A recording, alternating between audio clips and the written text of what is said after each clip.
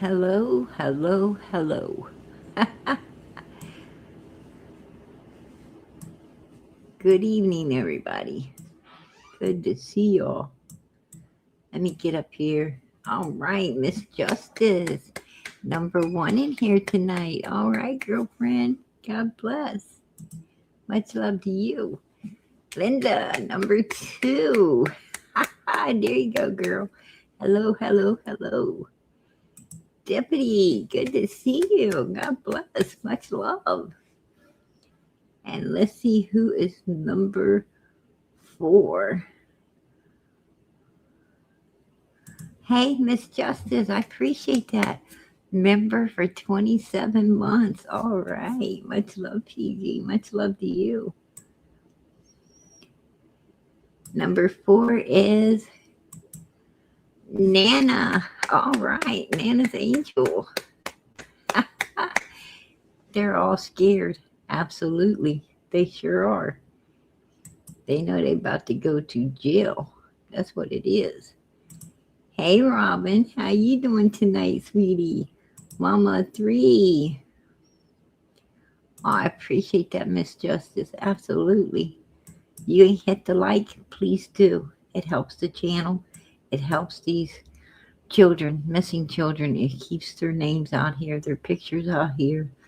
It does so much. It does so much. So if you haven't, please do. Let me see. West Virginia Rainbow. Prayers, Mama PG and family. All prayers for you and yours. God bless. Oh, that is beautiful. Absolutely beautiful. I appreciate that. Mama 3, that is beautiful. You guys are amazing. All right, let's get down through here. Amen. Amen. Absolutely. No summer, no peace. That's a fact.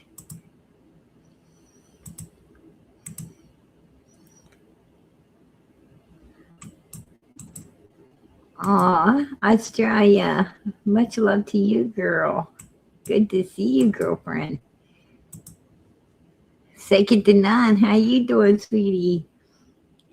It's been mind-boggling here lately, and I don't watch many channels, but damn. Right? Girl, I feel you. I definitely feel you.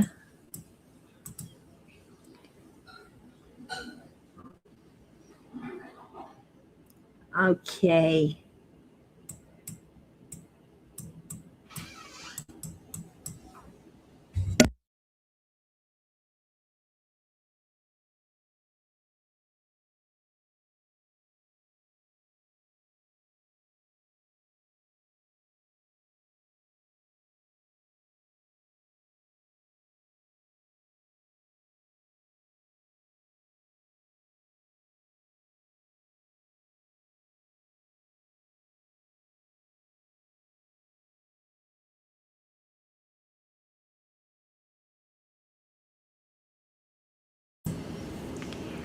Okay, you guys.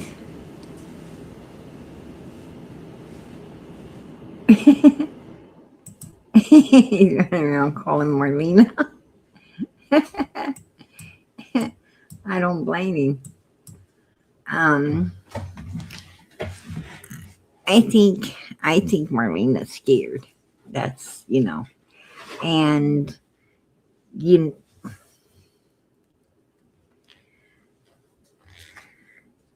I'm gonna just be honest. You know,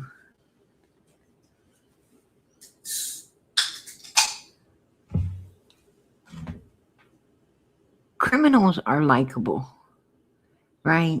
Criminals are likable. You know, um, that's all I got to say. Is criminals can be very likable, and you would like for none of them to be involved in such an evil aspect like this, an evil deed, such as this case that we're investigating, talking about, and trying to get answers for. But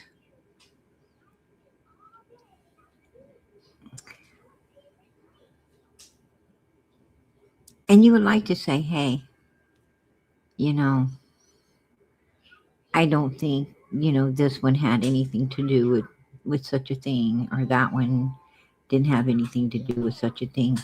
For like so long, so many people were like, you know, Dom Wells, Dom Wells, Dom Wells. Why? Because we had background on Dom Wells, right? We had Mary and her sisters, and, a lot of information about how evil Don was in the past. And history repeats itself with humans like that. So, you know, it gave us a history to go on that wasn't good. And we focused in, zoomed in, no doubt on you, Dawn, right? No doubt on you. But people were like, oh, Candace, poor Candace. I don't think Candace had anything to do with nothing. I think Candace is so innocent. I think she's a victim, like the children were. Um, and you had a lot of sympathizers, right? For Candace. They weren't sympathizing for Don because they had a history on him, but they were really sympathizing for Candace. And even after they realized that Candace had 2 children in Wisconsin, one of them severely abused to the point it will not ever live a normal life again. And they had information from Arkansas that she had another child, addicted to illegal substances that she abandoned as well. Well, they actually took it because, she couldn't stay clean long enough to have it, according to witnesses who were there. But even with that history, people still were sympathizing with Candace. Poor Candace. Such a, such a victim to Don Wells. Don Wells is just, a brutal human being. I'm going to tell you something. They're all brutal. They're all brutal. Evil people are brutal. It's just the way it is. And Candace Wells, even after people have seen the substantiated charges against her for all 3, not 1, not 2, but all 3 of the children Child Protective Services took away of SA. That's like the dirtiest, lowest, most sinful fucking sin a human could commit against any other human being. Right down fucking disgusting. People still sympathize with Candace. Can Candace do no wrong? Can she do no wrong?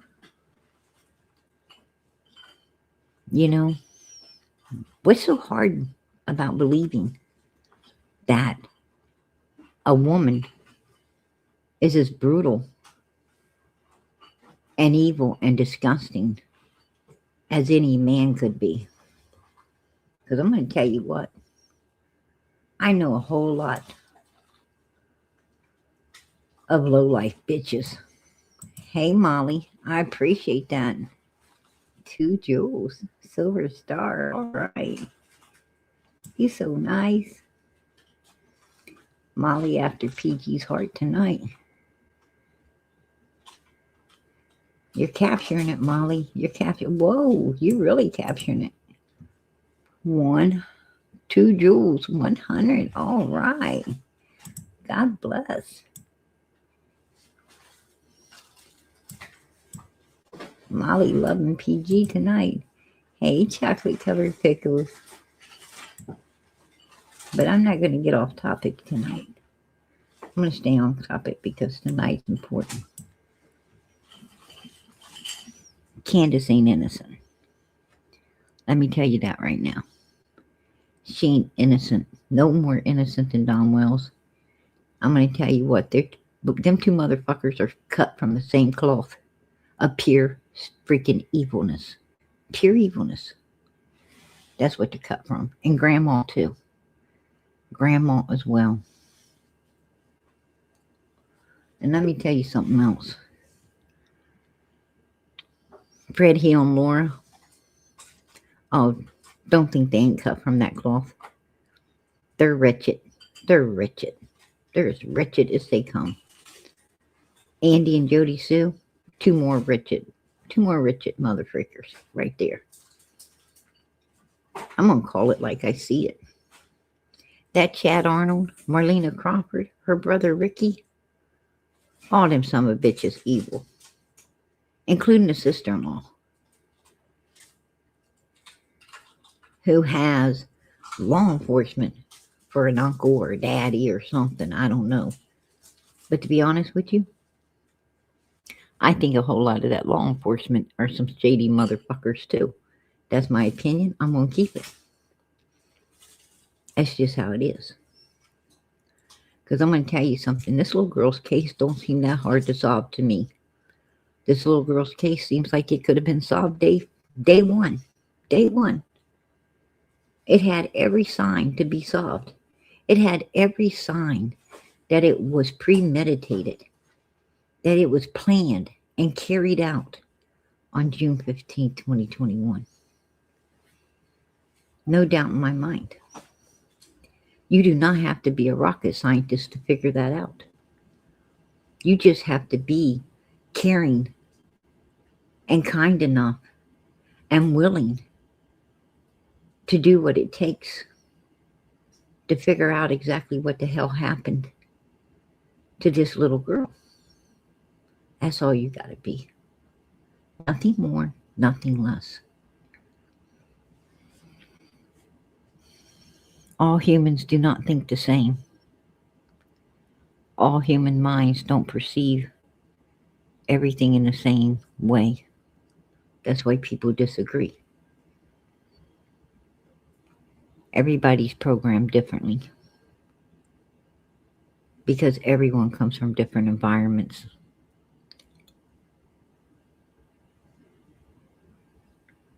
And you have to understand a human's environment in order to understand how they think and why they think that way.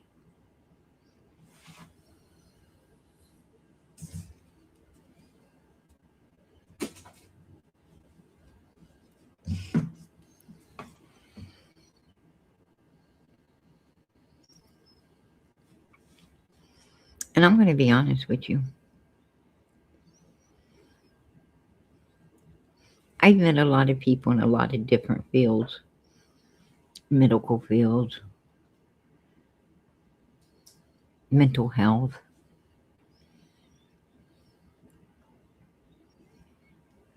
law enforcement, military.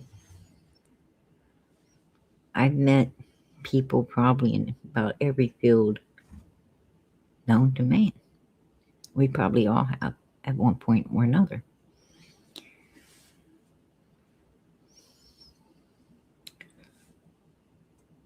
And I find that a lot of people who work in the medical field,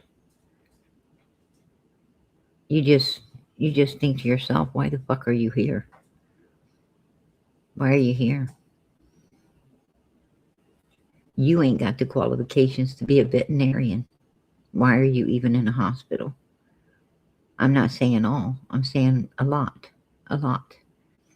A lot of people don't belong there. They don't have what it takes to do the job that they're signed up to do. And sometimes it's for a lot of different reasons. And then you have people, in the mental health field, psychologists, right? And you think that they need a psychologist. I mean, I've met some psychologists that I think should be seeing a psychologist. They dumber than dog shit. They fucking don't think right. Something wrong with them. I don't know what it is. Ain't my problem.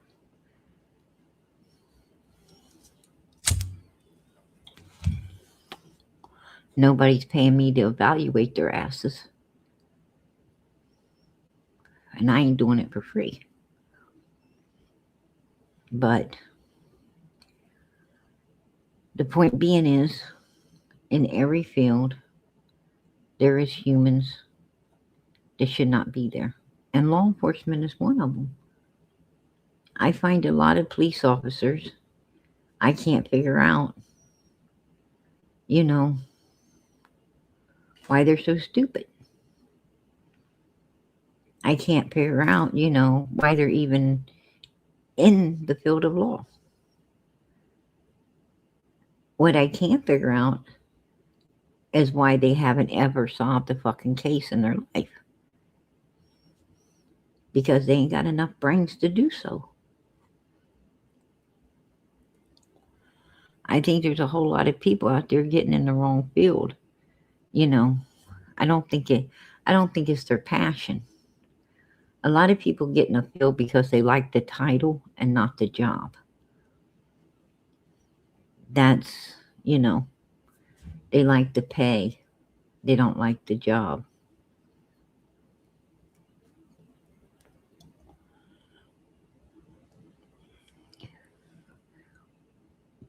But people, are like so supportive of these people. You'd be surprised at how many people look up to doctors, look up to nurses, look up to, they call them professionals. And that's how people get got. When you start thinking that people are above you, anybody, I don't give a damn who it is. When you start thinking that there's people above you, well, you done lost the battle. When you start, I do not idolize anyone. I do not feel anyone's above my mental capacity.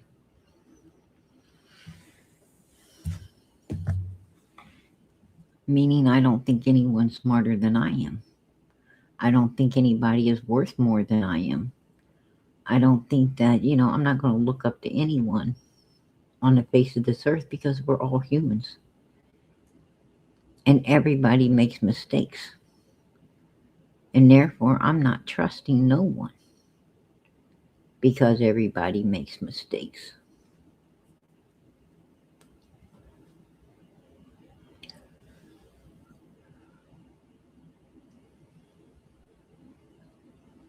But somehow I don't think that mistakes were made in Summer's case. I don't think any mistakes were made in Summer's case, to be honest with you. I don't think that there was no balls dropped, mistakes made. I think all this shit was purposely done. I can't lie about what I think and how I feel, and I'm not going to. I'm not out here to please nor appease anyone.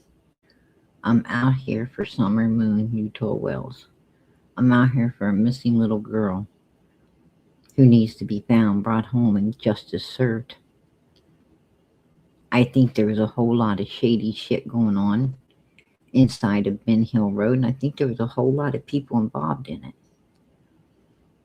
And I think those people don't want the truth being known. Because if Summer's case is found, is solved, Summer's found, and her case is solved, then there won't be no reason for Don and Candace Wells not to give up and give out every little detail on every little person that was affiliated with their dirty little secrets going on up there inside Ben Hill Road with a whole lot of children.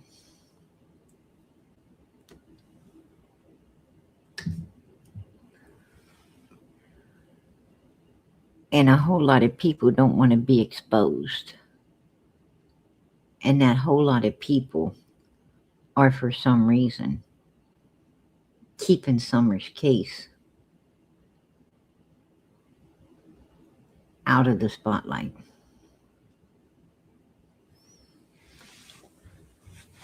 They want Summer's case to go away.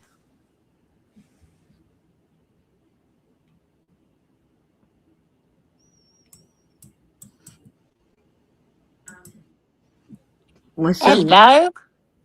How you doing, sweetie? I am freezing. How are you? Doing good. Doing good. It is so cold here. Yeah, it sounds like it. Yeah, it is. Um, just thought I'd pop up and tell you that I love you and I've missed you. Girl, And you know I things are love you getting too. exciting. Fingers crossed. With Ernie running around Kingsport.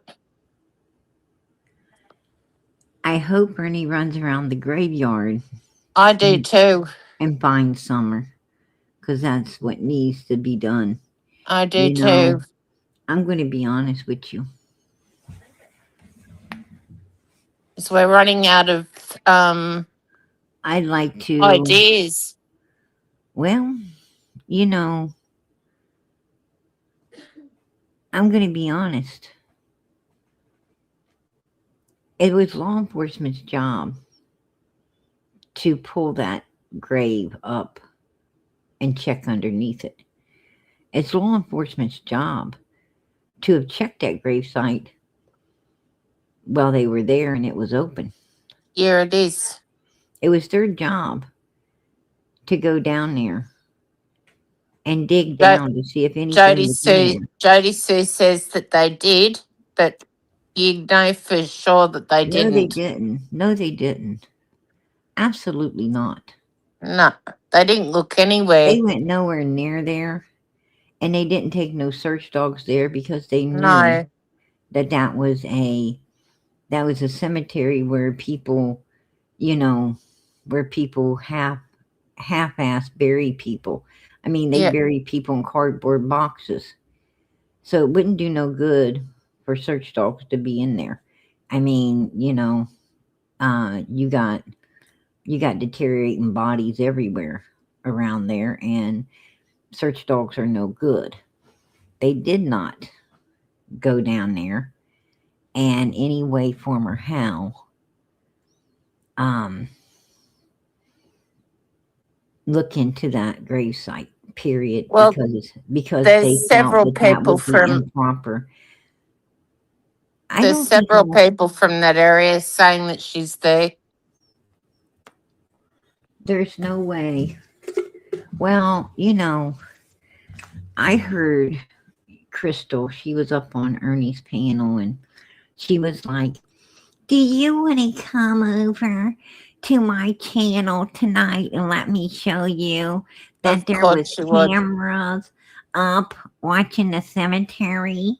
Ernie, I can show you pictures of cameras. Well, bitch, I bet you could right now. I bet you could. Because, you know, and I wonder why do they got cameras pointing over that way now when they didn't have them before? When Summer came up missing July 15th, 2021, let me tell you something, Crystal. There was no cameras, okay? Get the fucking memo. There was no cameras. And just because they've got cameras doesn't mean that you can't beat the cameras. Those criminals know to cover themselves up, do it in the darkest of night, and they wouldn't pick up on anything. The point being is they didn't have any. They had none. Just like Allison, she lied her ass off. She lied. I mean, she came out here and you know, I'd hate to be Allison because she done nothing but lie. And You she's know, passed away. she's done met her maker. Do you think she's going to get into heaven covering up a 5-year-old little girl's death? Wonder what Absolutely she. not. Absolutely not. I Mm, mean, I just don't believe that. I absolutely don't that's what believe it. I've been thinking about too. I mean, you know, don't get me wrong, people. I wish everybody could go to heaven. Don't, I'd be the first to try to lead people down the righteous path. But you can lead a horse to water, but you can't make it drink. And I'm going to tell you something. If everybody was going to heaven, there would be no hell. Okay? Like all these people, when somebody passes away, no matter how evil they were, how disgusting they were, how bad they hurt other people's feelings or hurt them physically or mentally or any other way, people want to stand around and talk about how great they were. What a wonderful person they was. It's bullshit. It's bullshit. If you're a piece of crap when you're alive and you're going around and you're doing evil against good people and you're doing bad things and you're covering up evil stuff when it needs to be told, I agree with that. I'm going to tell you, you're the same person in death as you was in life. And if I can't talk good about you in life, then don't expect me to be talking good about you when you're dead. Because I'm not going to do Amen. it. I'm not going to do it. That's why I don't go to funerals. I don't like them. And especially if they wasn't a good person, I'm not showing up because nobody wants to hear what I got to say.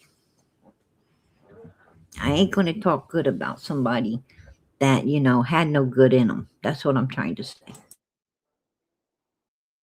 We love it when you talk PG. Well, I'm going to tell you We something. all love it when you Bible plainly give a states, good talk. the Bible plainly states that Satan is the father of all liars. I'm not going to lie.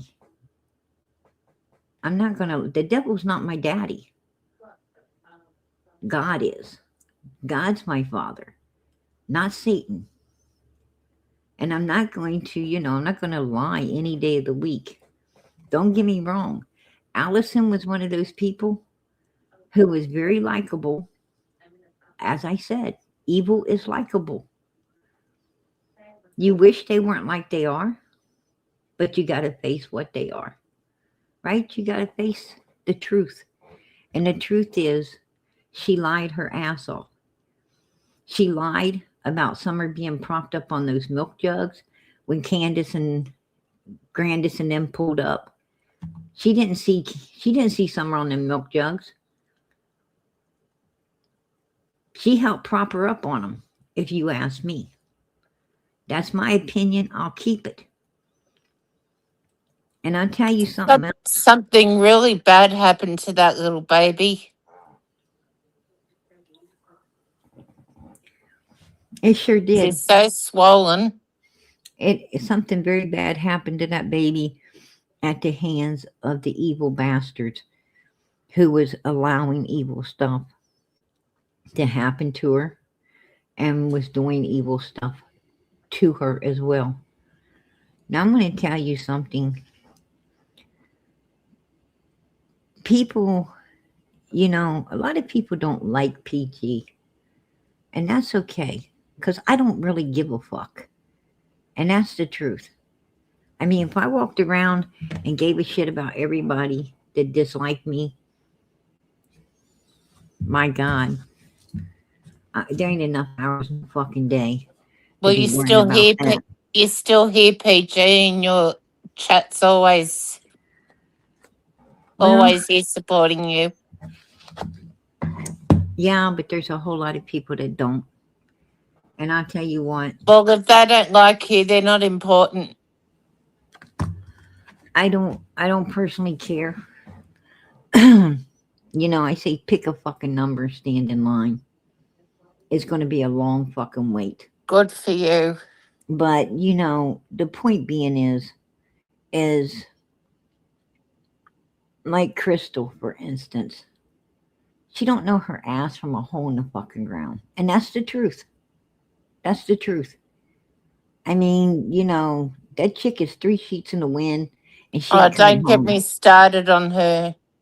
And I'm going to tell you something right now. There was no cameras at that graveyard. There was a camera at the end of Ben Hill Road where you go out onto Beach Creek, but it was pointing in to Ben Hill Road. It was not pointing towards Beach Creek. It was pointing towards Ben Hill. And that's what caught Candace coming out following Chad Arnold. But law enforcement don't know where they went because that camera was turned the wrong way. It was not facing Beach Creek, so therefore they did not understand which way. They don't know if Candace turned the same way as Chad or she turned a different way than Chad. They have no idea because that's where it got lost. Once they passed the camera to go out of Beach Creek or out of Ben Hill onto Beach Creek, the footage was lost. That was the end of it. And there was no other cameras. Nowhere in the area. Nothing pointing towards the cemetery at all. So therefore, they don't have no idea if Summer was taken over there and put into that cemetery or not. But I'm going to tell you this. And let me play it out for you folks. Hearing it for yourself is better than me telling you, right?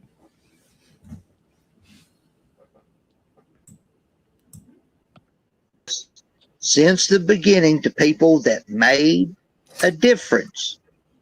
That I've told people about having the dream that I've, in the open grave. It's been told. It's not a lie. And I have heard my whole life that the best time to get rid of somebody is when there's an open grave. The dude was buried on what day? The 18th? Okay, so 3 days after Summer went missing, they buried that dude. Do you think they dug the grave the day that Summer went missing? I'm saying it was dug between the day the dude died and the day Summer went missing, the 11th. Not if she went over there on the 15th when Candace left at some point in time off that fucking hill. Oh, when Candace left at some point in time off that effing hill, which he knows she did. Took her over there. Maybe she went to Fred's. Oh, maybe she went to Fred's, right? And Fred helped her. If it was on the 5th. Oh, so he's letting you know. What Andy is actually saying to you is Candace came off that effing hill. She went down to effing Fred's where Chad Arnold met up with her. I just picked up on that. And Chad Arnold helped. And you know how Andy knows everything that went down? Because he said, it's done. It's done. Chad's on his way. You're going to follow him out of Ben Hill Road over to the cemetery, the grave he just dug for good old Timothy Morrison. He's already dug down deeper. And you guys are going to put Summer in there, cover it up. You're going to go back up to the house. You're going to call Don, let him know it's done. Have him call law enforcement. Exactly. And then you're going to call law enforcement. Yeah. And when they're here running all over the place, she's already concealed in that grave and nobody's going to look in there for her. That's basically what Andy's telling you. Andy's saying, I know exactly what the fuck happened. She's buried. It's okay to go ahead. And that's the way it is. Yeah. I'm telling what he's saying is, I'm telling all of you idiots where she is, and if you ain't got brains enough to go find her, that's on you. I mean, what do I got to do? Go to the end of Ben Hill Road and point straight over there, like a point dog, like a big pointer. I mean, how else, what else can I do? I mean, I'm basically, slapping it into you already and nobody's listening. Hey, Patty Ponytail, beautiful. Brown eyes. There you go, girl. No summer, no peace. Amen. Hey, I appreciate you supporting the channel. God bless. Much love. Oh, I got 10 jewels down here. Floating hearts. Amen. I appreciate that. Anyway, yeah. He's not like, suggesting. He's telling. He's telling because he knows. Yeah. He knows. And that's just what it is. It's just exactly what it is. Summer, I truly believe she's in that grave. I truly believe, that's where she can be found. There's cameras up now. Well, Marlena said to me that there's evidence, there's signs of her being buried there. That's what she said in that messenger, in that messenger message with me. There are definitely signs that Summer has been buried there. And there are others that have said the same thing. It's not just Andy and Marlena. There are quite a few others in Ben Hill that think the same way. Well, I'm going to tell you, I truly believe that Summer is in that grave. Absolutely. I truly believe it. And if not, they'd have more. I appreciate that, girlfriend. I appreciate it. And I bet they've got even more than just Summer buried in their PG. Smith, I appreciate that too. I wonder. Little country cemetery all the way out in the middle of nowhere. Well, let's go back June 15th, 2021. Let's go back to the premeditation, the planning, they planned this long before it happened. What happened to Summer was definitely planned. It was definitely carried out. No doubt in my mind, Yeah, it's right there. Don, do you know who a Chad Arnold is? Yes, I do.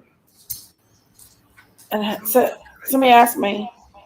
Said, yeah, Chad Arnold was married to. No, he didn't die. I thought he died. Not that I'm aware of, anyway. But Chad Arnold was at Fred Hill's house when Candace was looking for Summer.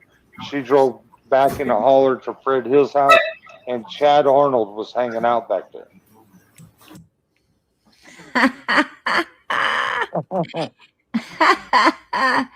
Right there, right out of the suspect's mouth, right? When Candace drove back there, Chad Arnold was waiting for Candace. No, Candace went in there. Chad Arnold came in after Candace. He met Candace at Fred's. Candace didn't go down there and meet Chad. Chad went down there and met Candace. Candace was already there. Prayer Garden also says that I pulled in behind her when she was over there looking for that grave. one day when they was in a white Toyota Camry, and I was in a big black truck stalking them like Chad. Did you hear what he said? Did you hear what he said? Stalking them like Chad. Right there. Stalking them like Chad. Oh, who did Abe Donald? Who did Candace meet? Don Wells? Yeah, Yeah, it's right there. right. Don, do you know who a Chad Arnold is? Yes, I do. And so, somebody asked me. Said, Yeah, can Chad Arnold was married died. to. No, he didn't die. I thought he died. Not that I'm aware of, anyway. But Chad Arnold was at Fred Hill's house when when Candace was looking for Summer. She drove back in the holler to Fred Hill's house, and Chad Arnold was hanging out back there. Did it sound like to you that he was going to say when Summer was alive? No, he said when I know, Candace. but I know he said that. But when he goes, but when Summer, and then he stutters for a minute. I don't know if it's him being drunk or if it's him trying to say something. Just in the tone in No, his voice. they told him Chad Arnold was passed away. He said no, Okay. he's alive. He was talking about Chad Arnold. He said he knows Chad Arnold's alive because he goes to Chad Arnold's house. They're all affiliated with one another. And of course he he was shocked. It shocked him that what? He just seen Chad. They're all close. These people are all close together. It's kind of like, someone you would be talking to, you just seen a friend today, and someone comes to your house and says, "Oh, I thought they're passed away," and you're like, "What?" Because you had just seen them, right? It's going to startle you, and you're like, "No, they're alive." I just saw them, so that's it threw him back that Killbilly was saying. I Yep.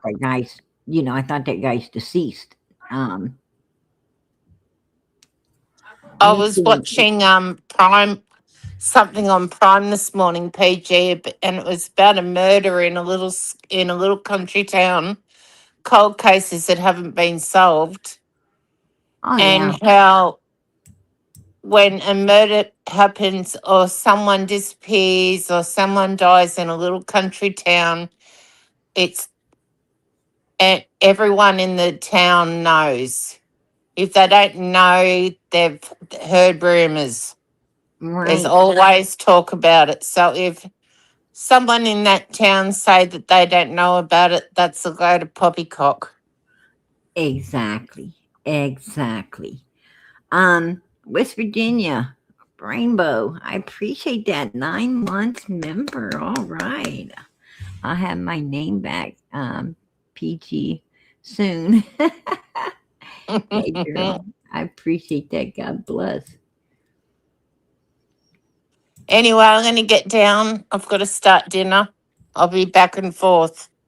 All right, girl. I appreciate it. All I right. appreciate you coming up here. God bless. Good to talk to you, PJ. Love you. Hey, Bye. good to talk to you. Night. Hey, Brown Eyes. All right. Summer's Army. Amen. I appreciate the support for Summer's channel. Absolutely. All right, Abby. Oh, I appreciate that. I've had camera for 8 years. You have to have strong internet, and mine is fast, but still misses and skips around. Right, girl? I know what you mean. I got surveillance too, and yeah. It can miss some things, right? And that's why I have multiple. I have multiple cams, surveillance cams, because you're right. If one don't pick it up, the other one will. And so I do multiple, so I don't miss nothing, because I know what you're talking about. You can, sometimes it don't catch, one camera won't catch something where the other one, if you go to the other one, you can see it. It's delayed. That's, and that's why it's good to have multiple, surveillance around your house. Instead, a lot of people think they get, one or two cams, and they're going to, it's going to be accurate. But that's not, the way it is. There can, like, if somebody comes up on your property, if the cam could have a delay, like she said, weak signal or something at that time, and it won't pick it up. Where if you have another cam stationed somewhere else, the signal, as the signal clicks back in, it'll pick up what the other cam didn't. It's always good to have, multiple video going around your home and premises. And it's good to keep a dash cam. It's good to have surveillance all the time. I mean, they sell pins you can put in your pocket with surveillance. They have sunglasses, they have hats, they have, like, you name it, they got it. And it's good to always be wearing surveillance. When you're out in public and so forth, you almost have to depend on surveillance anymore, because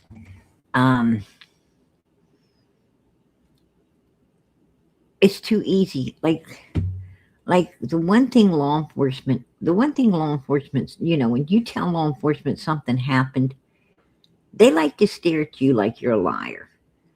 They won't, or like, you might be some type of mental case. And I don't know, if that's the way they train them now, to keep you from calling them, or to keep you from, liking law enforcement. Or if it's just their tactic to not have to do their job. I'm not sure, what it is with them anymore. Or if they're just fucking cowards.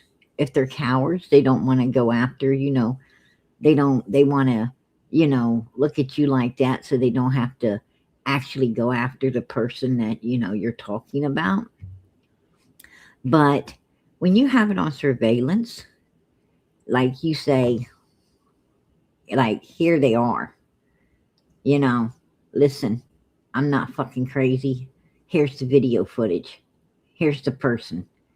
Would you like me to go show this to, your boss, and see why you're looking at me like, I might be a little insane? Their demeanor really changes. Then they straighten that ass up.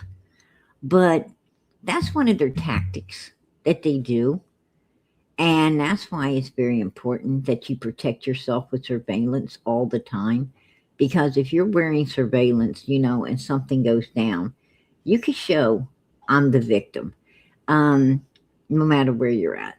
And if you have it around your home, you can show it, I'm the victim. It's always good, because I'm going to tell you something. It seems like in this world today, law enforcement, the court systems, and everything, our government, it seems that they're for the evil. They're for the evil and not the good. So you better, if you're a good person, you better protect yourself. Evil don't have to protect itself. but good people do. And, so therefore you need that surveillance. You need to be able to, protect yourself at all costs. There was a case out in Florida where a lady, they had a little dispute over a parking space at the Walmart. Man, a lot of stuff happened. I mean, you know, um,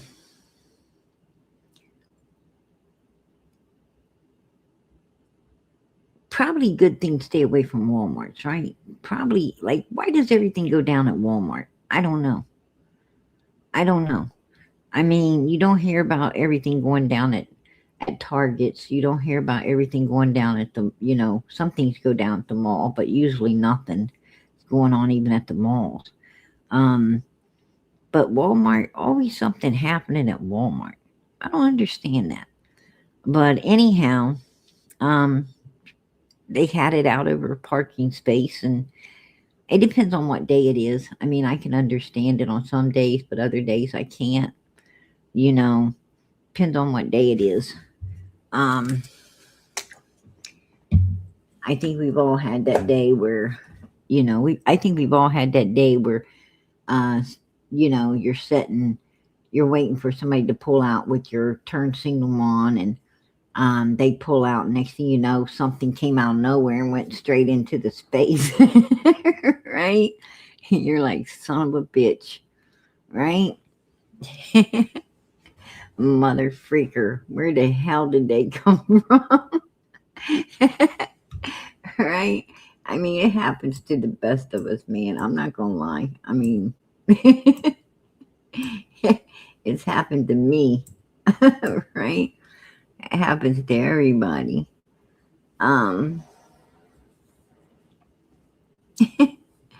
But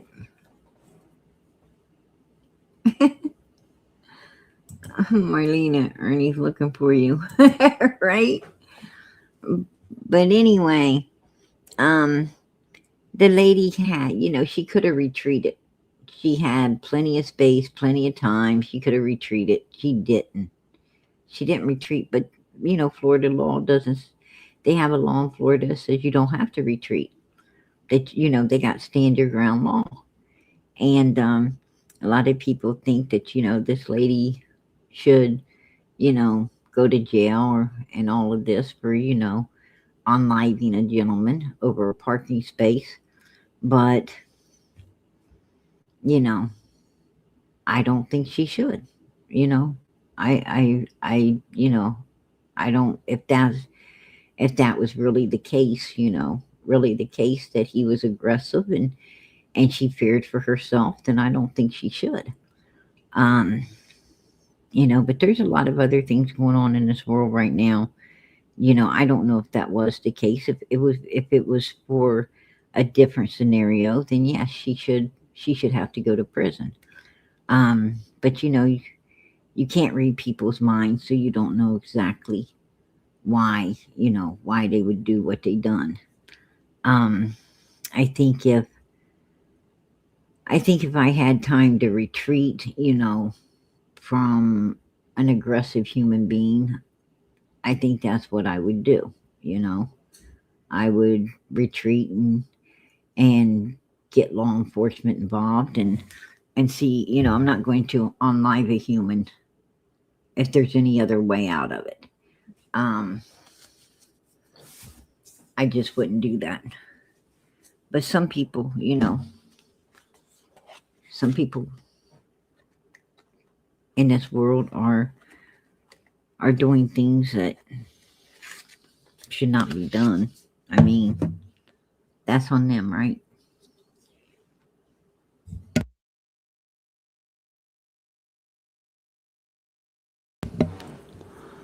But it's the way it is, man. But anyhow,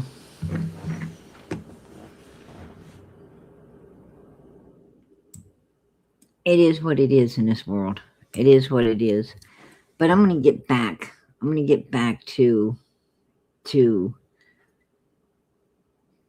the cemetery. Crystal says there was cameras. No, there wasn't. She was feeding Ernie false information. She was giving him false information. There wasn't a lick of truth to what she was saying at all. She did, and that's what really pisses me off about Summer's case. And it's pissed me off from day one, because I see all of these people, saying,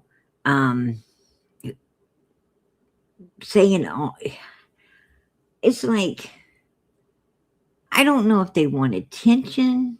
I don't know, I don't know what their fucking dysfunctions are. I have no idea. I don't even give a shit anymore. But I'm going to tell you what, it pisses me off when people talk about Summer's case and they don't know what the fuck they're talking about. They have no damn idea what they're talking about because they don't care enough. They don't care enough. And I know this. I know that they don't care enough about this little girl because they're not putting out facts. They're putting out bullshit. They're, they're just winging it. And that isn't the way that ain't the way you should conduct yourself out here. That ain't the way, if you're not going to take the time to do the research, you're not going to take, the time to understand everything. If you're not going to take the time to really get this case, under a microscope and put it in perspective from A to Z and know exactly what the hell you're talking about, you probably shouldn't be talking. That's just my opinion. I did see Mary on Ernie's channel as well. God bless her. God bless that woman. Mary's a beautiful soul. Very honest, very truthful, very kind. Just the opposite of these people that Don Wells and Candace and Grandis and, and the people they associate with. She's the total opposite of these people. In my opinion, Mary's a way better person than them fucking people ever be. And, she was very truthful, very honest, about Don Wells and his past and who he was and what he was and so forth and so on. And, we got to be grateful and thankful that Mary was, willing, her and her sisters were willing to come out here, especially Mary. I mean, she was the first one to hit the pavement out here, right? For Little Summer and letting everybody know Don Wells' character. And we got to thank God for that. And then, we even had Candace's daughter come out, right? And even she talked and I find it weird because Pamela Wells came out and Pamela Wells even talked in the beginning. And, and she talked against Don and Candace. She was with everybody else, like Mary said. I was sure Don did it. I was sure it's an inside job. So, and then all of a sudden, like a few months ago, like it's just been a few months ago, Don was looking for Pamela. Don Wells was, basically him and Candace was seeking this Pamela Wells out for no reason. Matter of fact, Candace talking about how Summer called Pamela Wells grandma and all this shit. And from what my understandings was, Pamela Wells told Don and Candace to hit the dirt and don't fucking come back. Hadn't had nothing to do with them for years and years and years. So how's, to my understandings, Pamela Wells had no idea Summer even exists. until she went missing. But all of a sudden, they're looking this woman up, and like she seemed to be scared. She came forth, and, you know, done some interview, talking really good, and then she ends up unalived. In the same way with Dee Dee, in the same way with that Nana's Angels.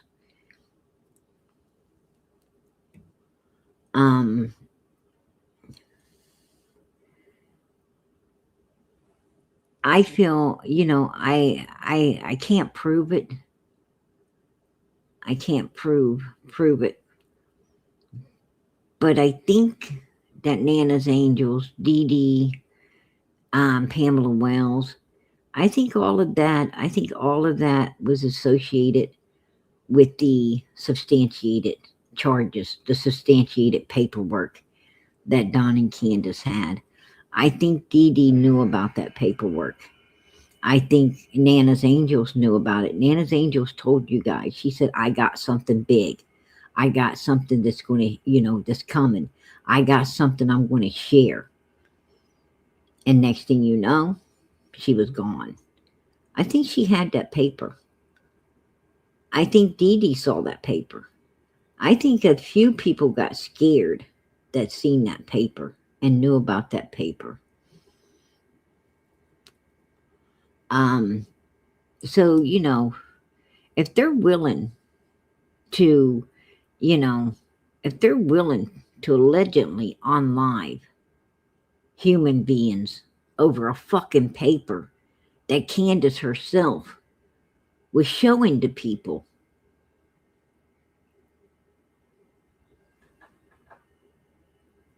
what the hell else are they capable of? What I'm saying is, it's very important for Summer to be found. It's very important for her case to be solved. It's very important to lock these people away, because I think they're a threat and a danger to society. They're a danger and a threat to the people who affiliate themselves with them, like you know, Nana's Angels did, the way Dee Dee did, the way, you know, I mean, you affiliate yourself with them, you could become a victim like Summer, right? You could become a victim too. And this type of evilness really needs to be put out of our society. I mean, we saw the video where Don and Candace was chasing a bunch of little girls, a bunch of little children, videoing them. They're behind them, walking behind them, videoing them down some fucking dirty dirt road. And they're right behind these little girls, right? Watching them, videoing them. And then all of a sudden some older young adults come out onto the road. And Don Wells immediately turns away, like he's not doing shit. And Candace, though, she, you know, she's a real aggressor. She was staying with it. She was still, you know, and he had to literally get her attention. Stop what you're doing, dumbass. Right? And then she turned sideways and took off.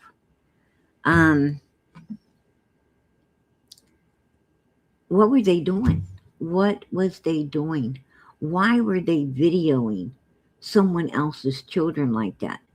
Why were they zooming in and zoning in on other people's kids? What I'm saying is, you know, things only get worse, not better. When it comes to evilness like that, it only gets worse. You know, what exactly was the point of what they was doing?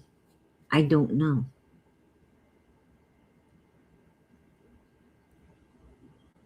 I don't, you know, I don't know, but I know it wasn't good. I know it was not good.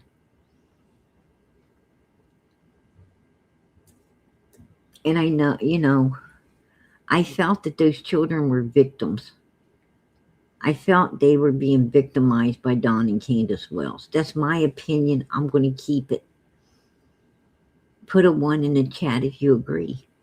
I felt that they were being victimized with that video recordings. And you know, and I thank God that God sent those older adults out into the street like that to chase them off, because they was really, you know, they was really zoning in and hot on those children's tails before those people came out and chased them away, you know. And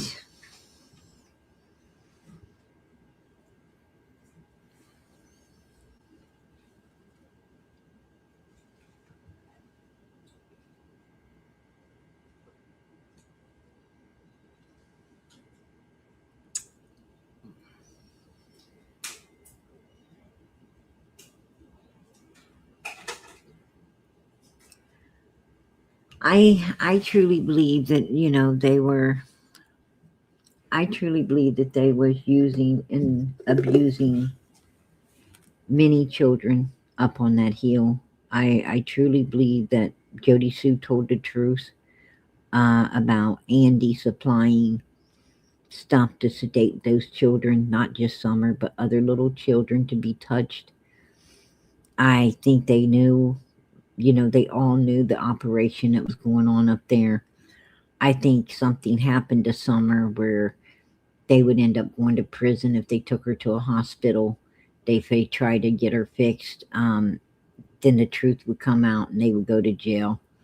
I mean, they knew, I think they knew that, you know, saving her was a definite prison sentence, and doing what they did could be a prison sentence, and they were willing to take the risk of could be over would be a prison sentence, in my opinion. That's you know what I believe.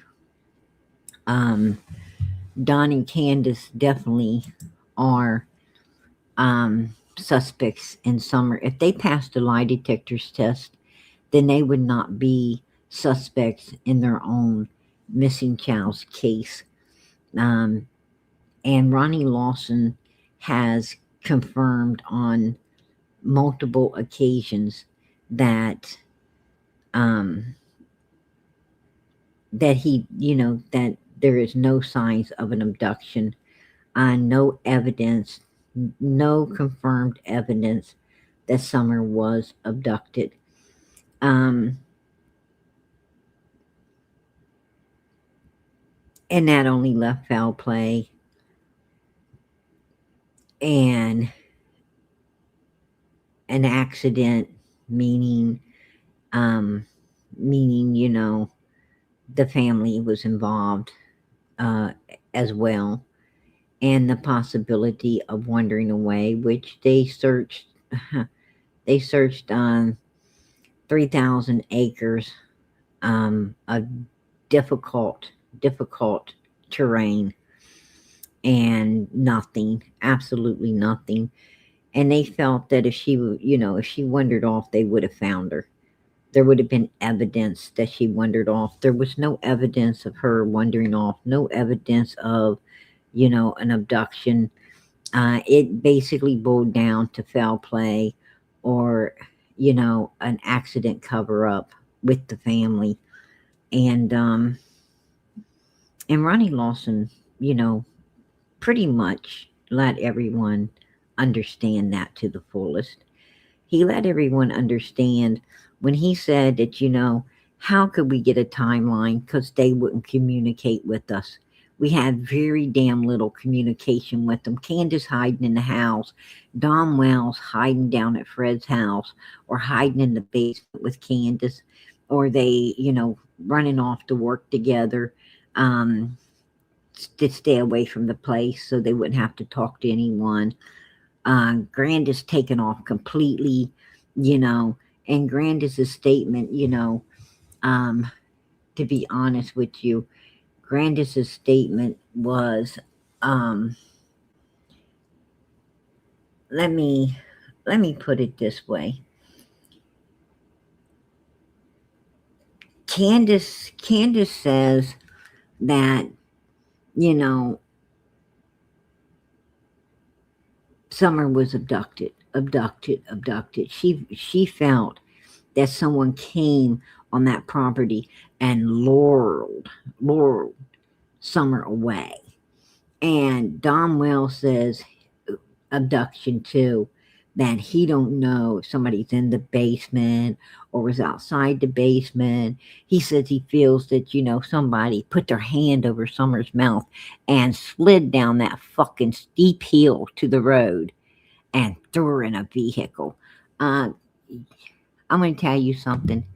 There's no way in hell anyone could keep their hand over a kid's mouth and go down that steep fucking hill to the road. No way in hell. Absolutely not. And Grandis and Candace was right there outside the whole time. So, no way in hell. And then he used Jody Sue's scream. Well, a neighbor heard her scream. No, the neighbor heard a scream at 4:40, 42, 43. And at 4 something, Summer would have been in the possession of Candace and Grandis. Summer would have been planting flowers. She would have been washing her hands, going in Grandis's camper to get candy. Hell, Candace didn't even call Summer out of the house until around 4:30, right? Around 4:30, or later, because Grandis took a nap. They didn't get home till 3:30. They had groceries and everything to pack in. It was almost 4 o'clock by the time they got groceries packed in and things situated, squared away. And Grandis took a nap. So Grandis didn't even get that ass up until 4:30 or after, and came sit in the doorway for Candace to come out and, you know, talk to her. And Candace come out and talk to her. She didn't ask nobody to watch Summer when she came out of the house and went over to talk to Grandis for however long. And then she went back and called Summer out the door to come and help. She didn't go all the way to the door or all the way back over and in the house to get Summer to come out to help them. She said that she walked over and screamed through the door, "Hey, Summer, do you want to help plant some flowers?" And she jumps up and supposedly comes out to go over and help do that. But she wasn't asking anyone to watch her then, and she wasn't concerned about, you know, Summer coming out of the house or even being in the house. At the time, you know, she was hollering for her to come out when she was over there talking to Grandis. So that tells me that, you know, this is a made up bullshit about putting her back into the house.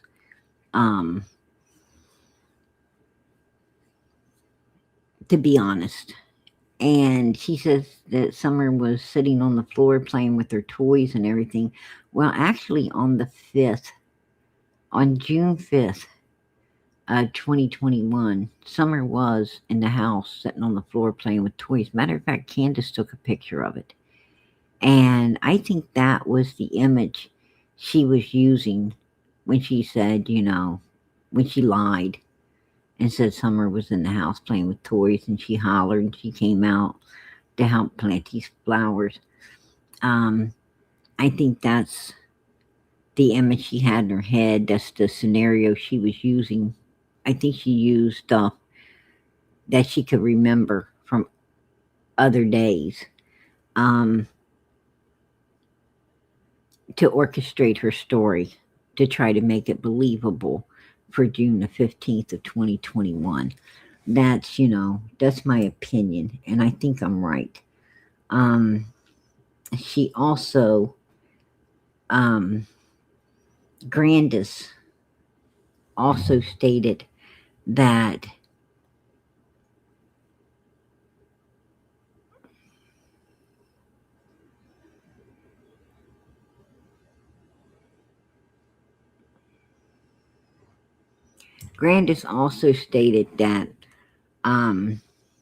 the Summer supposedly was planting these flowers. She stated that she got some candy. She stated that, that she felt that it was an abduction. But yet they send the boys out to look for an abducted child. Wouldn't you be scared the abductor might end up with 2 or 3 kids instead of 1 by sending who's going to send their other babies out of the house if they felt one had already been took? This don't make no sense as well on that behalf. Grandis also said that the boys helped her carry in groceries, but Candace said no. Grandis carried her own groceries into the house. And if Grandis carried her own groceries into that house, then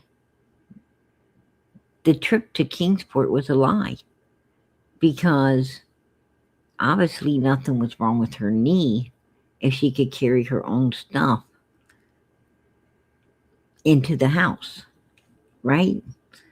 Somebody with a messed up knee cannot be packing stuff. You can hardly even carry your own weight, let alone extra weight with a messed up knee. I think all of us have hurt our foot, or we twisted our ankle, or we've busted up our knee and smacked our knee on the end of the bed, or walking around the vehicle and end up busting your knee, right? And at the time you busted, it hurts a little bit, but the next day or so, it hurts like a mother freaker, and you're hobbling, and there's no way you're going to be able to pack weight with that kind of soreness. You could barely pack yourself, and therefore there's no way Grandis could have packed, because she got big things of water. We seen her on the scooter, and she got big old, giant packs of water. And those big old packs of water is hard as hell to carry. If you got two good knees and a strong fucking back, right? They're hard to pack. They're big, they're bulky, and they're heavy. And they're dangerous. A lot of people's hurt themselves with, packing that water. Packing big things of water like that's put some people in the hospitals, right? So, with that being said, she packs this big packs of water into her camper by herself. That's proof right there that she didn't need to go to an emergency room that morning for her knee, because there wasn't nothing wrong with her knee. If something's wrong with your knee, you ain't gonna be able to pack no big heavy ass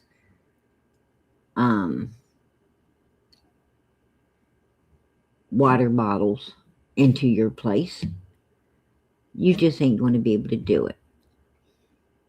Now, put a 1 in the chat if you buy those big packs of water, drinking water from the store. That big old heavy packs of water. Put a 1 in the chat if you know how heavy and bulky and hard those things are. Matter of fact, you know what? I have seen women take a bag, and actually at the store, I saw a woman at the store. She was an older lady, and she had gotten extra bags. And when she got to her vehicle, she opened that water and she divided it into these 3 or 4 bags. She put so many in each bag, and then took the empty wrapper and she stuck it in, inside of her vehicle, and she pushed the cart away. And it's because she couldn't carry it. When she got home, she wouldn't be able to carry it into her house if she didn't divide it into them bags. Because it was too big, it was too bulky. And she didn't even have a bad knee. Matter of fact, I thought she was pretty, sprint for her age. Like she looked pretty healthy. She looked pretty, pretty good shape. But she split that water up because when she got home, she knew she wouldn't be able to carry it into the house. And she wanted to split it up right there at the store. So it would be, when she got home, it would be easy for her to just pack it on in. And so Grandis picks up 2 of these. She didn't get one. One was in the cart, and then one was, in the footboard of the scooter she was riding. She was riding the scooter inside the store. Candace took pictures. And I think, Candace didn't take no pictures of her mother down at the swimming hole with her and Hunter. But she took pictures of her mother, a video of her mother at the store, riding the cart after the swimming hole. I found that to be, suspicious as well. And that's why I say Grandis didn't get out of the vehicle to go down to the swimming hole, because she already knew what they were going to do to Summer. She stayed in the vehicle. And when they got to the store, Candace took that video of her mother to show her mother was with her that day. Candace wanted video that her mother indeed was there.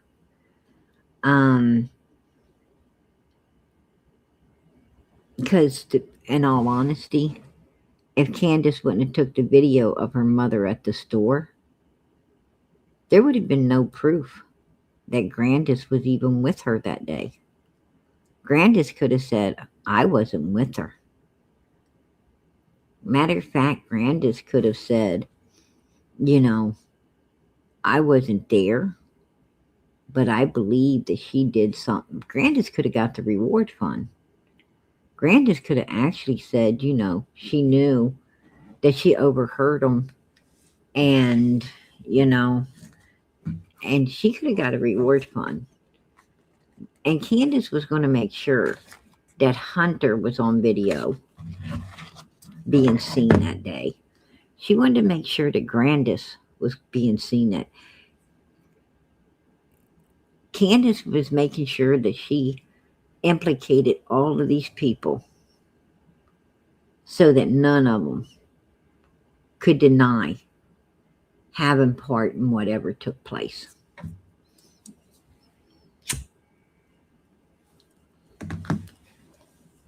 She wanted to make sure that she had video footage to keep their mouths shut. To keep their mouths shut.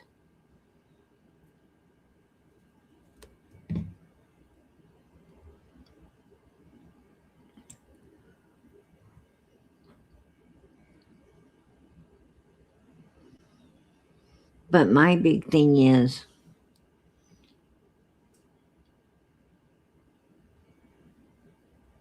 why, if Summer isn't over at that cemetery, if she's not at that cemetery, then why are they watching it? Why are they keeping an eye on it? Why are they stalking people at it? Right? Hey girl, what's up? Not much. What are you doing, honey? Sorry for interrupting.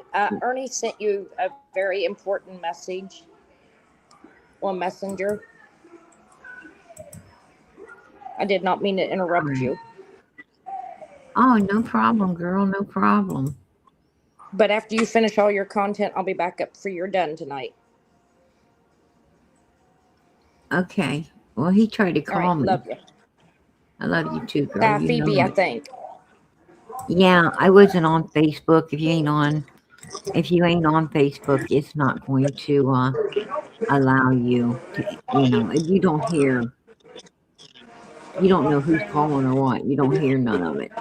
And when I Right. come in, yeah, when I come into the live, I shut Facebook down. So I didn't hear him. Okay. I didn't mean to interrupt. I'll let you finish and I'll be back up tonight. All Prayers right, for girlfriend. everybody. Love you. Hey, I appreciate it. You're beautiful. You're absolutely beautiful, girl. She's a cute one, ain't she? Her and her husband, they are beautiful, beautiful people, beautiful souls in this life. Yeah, she is. Hey, Linda, I appreciate that. I appreciate it. God bless. But yeah, she is. That is so true. Anyhow, why would they watch the cemetery? Why would they stock people up at the cemetery? And why would they put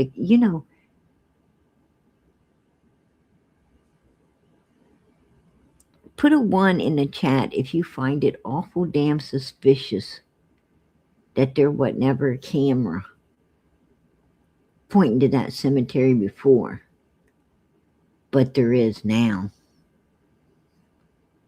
And that was put up. And that was put up by the city. Like, that was put up by at law enforcement's request. At law enforcement's request. Why would law enforcement want a camera pointing at the cemetery? Why the fuck would they want that? Do you find that suspicious? That even law enforcement is wanting to watch the cemetery 24/7, night and day? Why? Why would they want to watch it? Why is Chad Arnold watching it? Why is Marlena Crawford watching it? Why is Fred Hill got his eyes and ears in Tennessee when he's setting his ass up in freaking Indiana?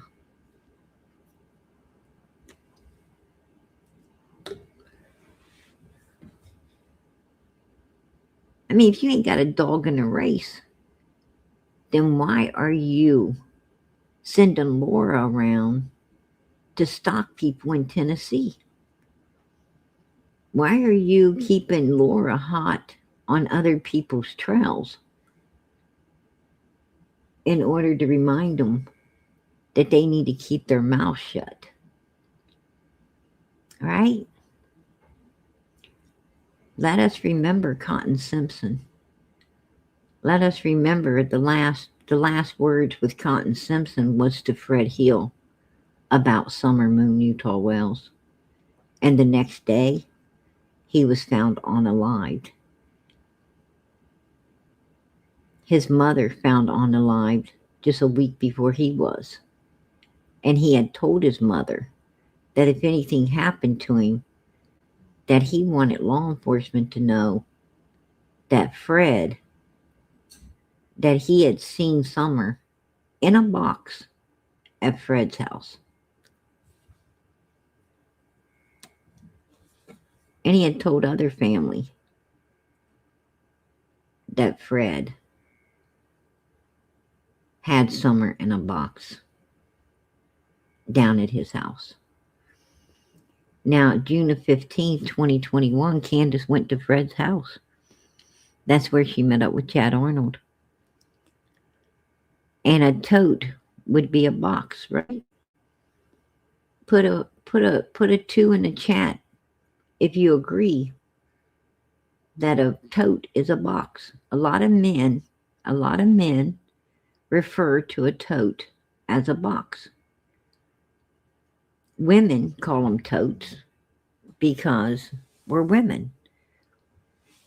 But men will say, what do you want? What are you going to do with that box? It's not a box, it's a tote. But they'll call it a box. And I think Cotton Simpson was one of those people that had no idea that it's called a tote. I think he seen it as a box.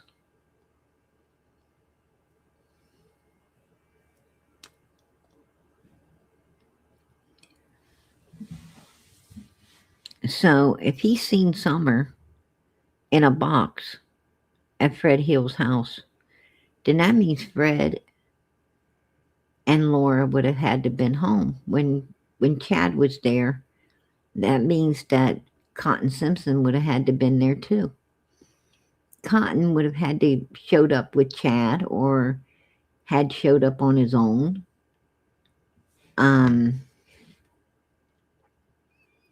Somehow Cotton would have had to been there because he said he saw Summer in a box at Fred's.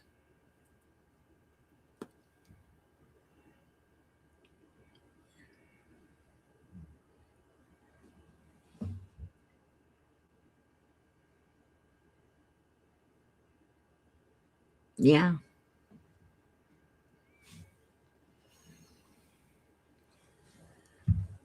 And I believe that it cost him his life. What he saw that day cost him his life.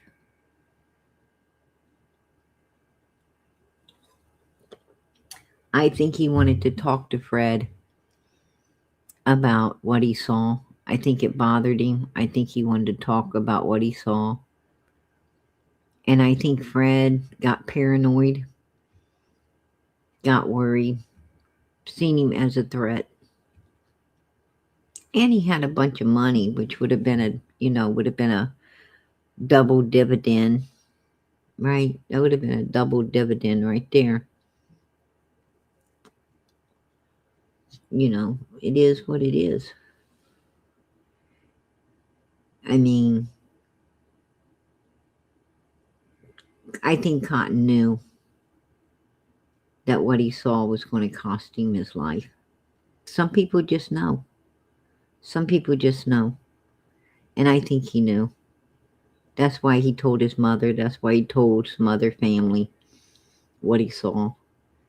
Because he knew at some point it was going to cost him. And it did. In my opinion, it did.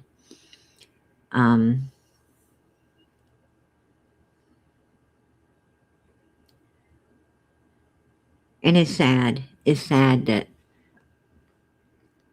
that Laura knows the truth. But she's too deep in it. She don't want to go to prison either.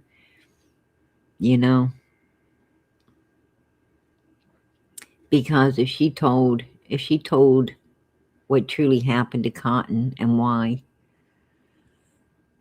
then she would, Fred would implicate her. He would implicate her and she'd go to prison as well. And all of these people, all of them right now are, every one of them has got the same, the same problem. They're all subject to going to prison if they was to tell the truth. It's not dangerous out there for Ernie. Trust me, if I thought it was dangerous for Ernie to be out there, I would be the first to let you know. I would let him know. It's not dangerous for Ernie, and I'll tell you why. These motherfuckers are scared of men. Don Wells will threaten women, but he's afraid of Ernie. He's afraid of a real man. All of them guys are afraid. Trust me. Andy Bernard is afraid of Ernie. Chad Arnold's afraid of Ernie. These guys are afraid of people like Ernie. Because Ernie don't take no shit. He don't take no shit, and he's way worse than they are. They couldn't hold a candle to Ernie's ass. And they know it. I'm going to tell you, Ernie Ernie is a lot more dangerous than any of them, and they know that, and they know the people he associates with are way meaner than them. You don't want to fuck with them holler boys, and that's what Ernie is. He's a holler boy. These people ain't. They wish they were holler boys. They're not. Trust me, I know. It's dangerous. Is it dangerous for women? Yes. It's very dangerous for women. Is it dangerous for one man? Maybe. If he's not, if he wasn't Ernie, it probably would be. But I think Ernie could go there by himself, and they couldn't touch him. I'm going to tell you, you don't find a lot of people like Ernie. You do not find a lot of people like him. He's very dangerous. He's willing to fight. This guy's got a fight in him. He don't care how many there is, how big you are. He's going to do what it takes, and he knows how to do it, and they know it. They're not going to play with him. Absolutely not. They're too scared. They're too scared. These people destroy 5-year-old children, in my opinion. That's my opinion. They destroy children and women. They fucking don't mess with men. They're scared of men. That's for sure. Matter of fact, they were afraid of Benny Keys. And Ernie's way worse than Benny. Any day. Put it this way.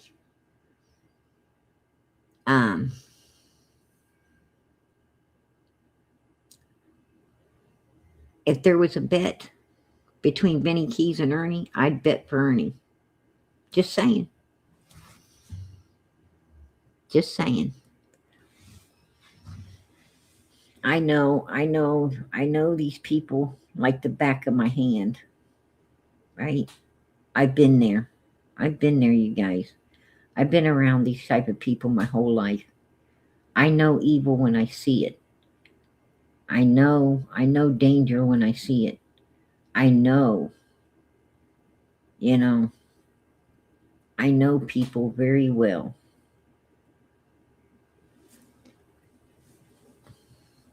I've met Bennies, and I've met Ernies, and I've met Domwells and Candaces.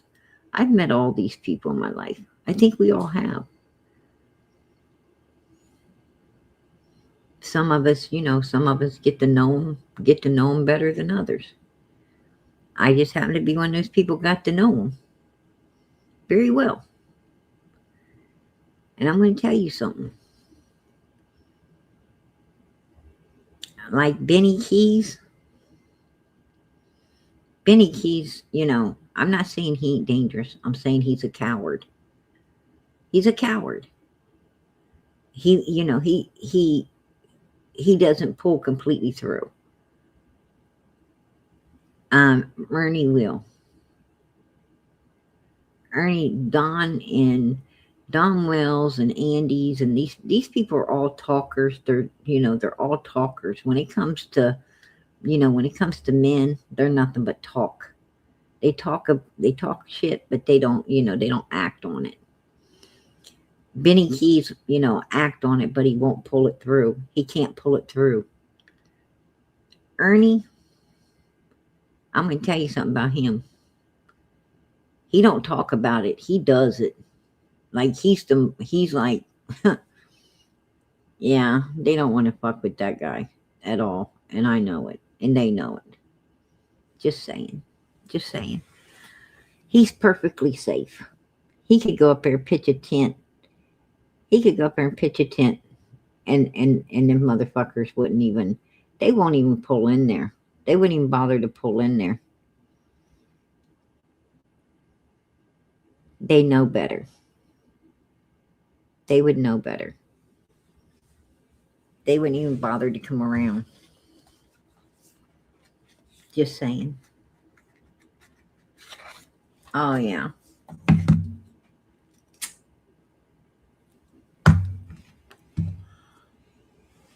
Absolutely. I'm going to tell you, Ernie comes from the same place that PG, same place that I came from. He comes from the same place. And I'm going to tell you something. One thing I know about those people back in them hills is they mean as hell. They mean. They're good folks, but they mean as hell. Don't mess with them. Don't mess with them. They, all they really want is to live and let live. But if you ain't willing to leave them alone, well, that was your bad, not theirs. Those people, there's a secret to these people. There's a secret. There's something these people know that other people don't. Ernie knows. He knows what I'm talking about. Anybody from them hollers knows what I'm talking about. They know the secret. There's a big secret.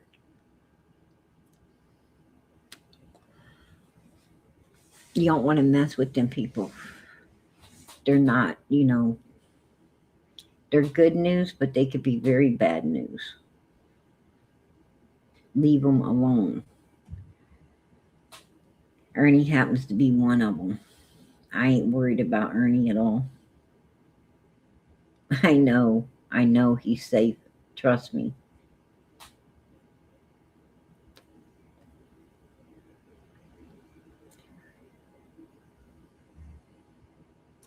But anyway, as I said, they would not be watching that cemetery if there wasn't something in it. They're all eyes are on that cemetery. What bothers me is why is law enforcement's eyes on that cemetery? And I'm going to tell you something. It ain't so they can watch Don and Candace. Because Don and Candace went over there and put flowers on Timothy Morrison's grave in 2024. They went over there, stuck flowers on that grave. 2025, they stuck flowers on that grave. 2 years in a row, they put flowers on that grave. Now I'm going to tell you something. If law enforcement put that camera up to see them, if they go to that cemetery or not, well, they would have done saw it. They would have done fucking saw it. So it ain't about Don and Candace. It's about something else. It's about something else.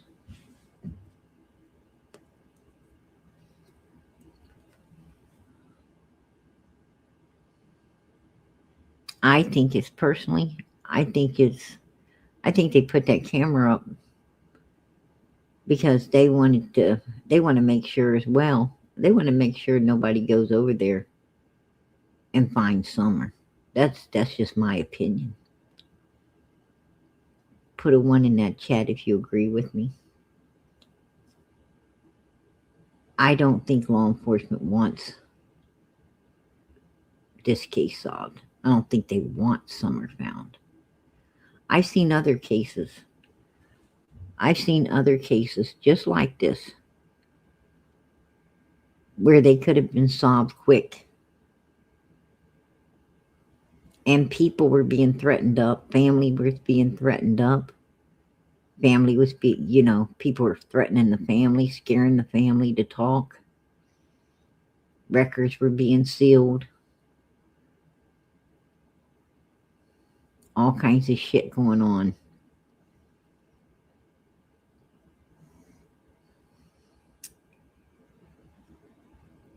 to keep that case from being solved. Because there was people in the case who, you know, who had people in high places that can make sure that, you know, that can make sure that it didn't ever get solved.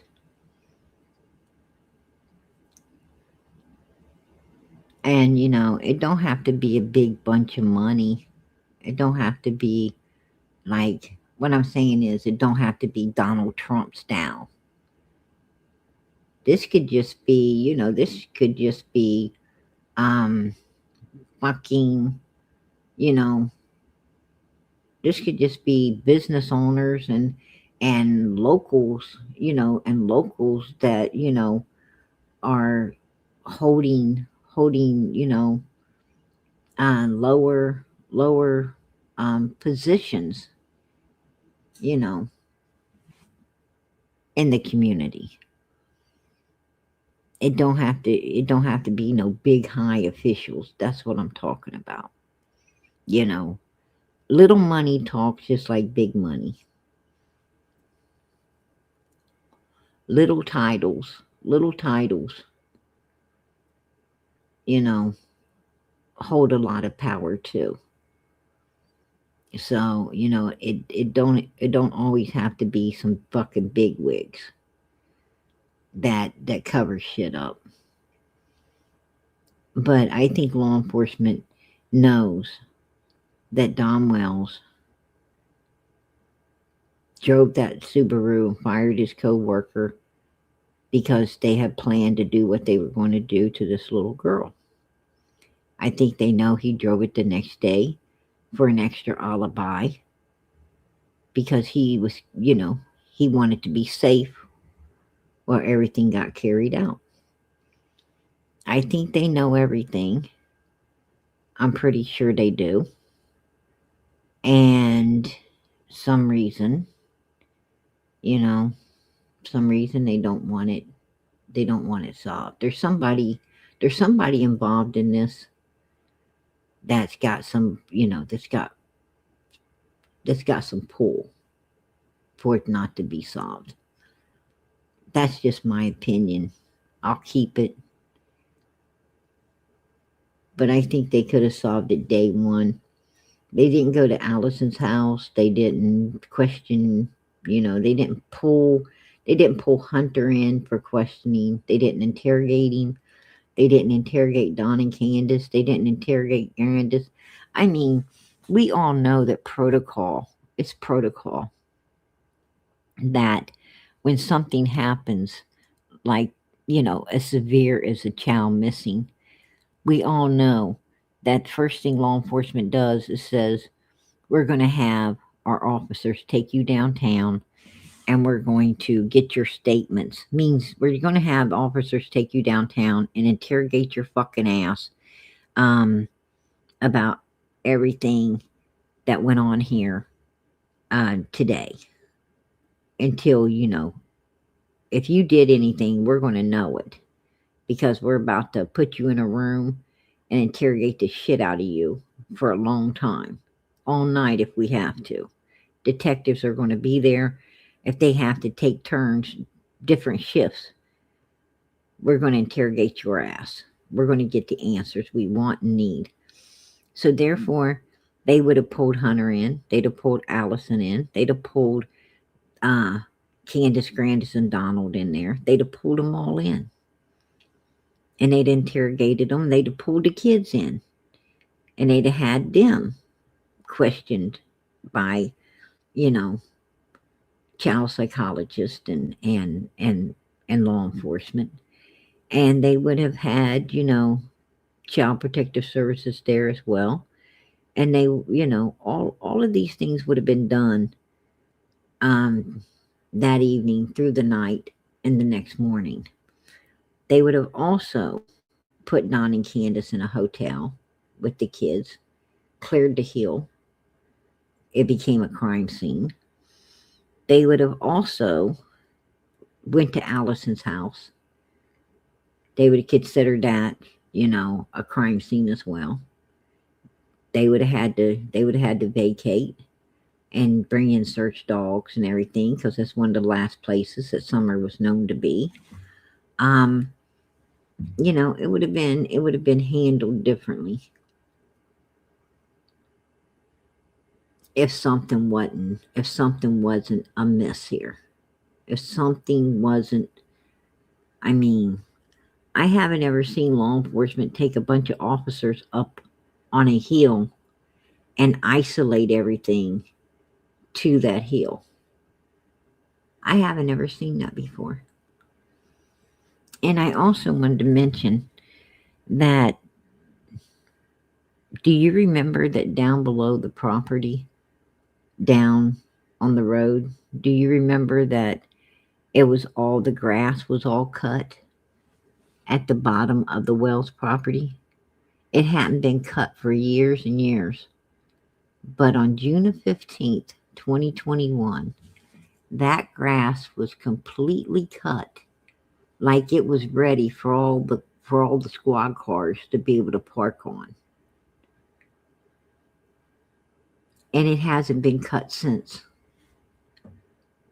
Go look at it. It hasn't been mowed or cut since. It's all growed the fuck back up like it was before Summer went missing. But on June the 15th, it was cut. All beautiful. Completely cut back. You could see the trail, the road, where it went in one way and come out the other. You could actually pull in and do a full circle to come around and go back out Ben Hill Road. Ain't that, don't you find that suspicious? It's like they knew they were coming in and going to go back out. Did you find that suspicious? Because I sure the fuck did. There's a whole lot of suspicious shit going on in Summer's case. Yeah. It was. Just saying.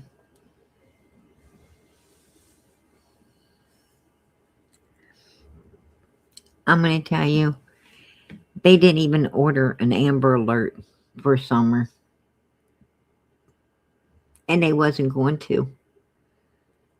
Sheriff Ronnie Lawson was not going to ever order an Amber Alert for Summer Moon Utah Wells. You want to know why? Because he knew she wasn't abducted. He already knew it. He wasn't. The only reason they did is because they were being pressured by the media and by the YouTubers and by, and by the communities. They were being pressured by the Wells. They were being pressured into it. And if it wasn't for all that pressure, he wouldn't have ordered it. Don't you find that suspicious too? I mean, it's like he already knew what happened. It's like Ronnie Lawson knew what happened. Just saying. That's my opinion. I'm going to keep it.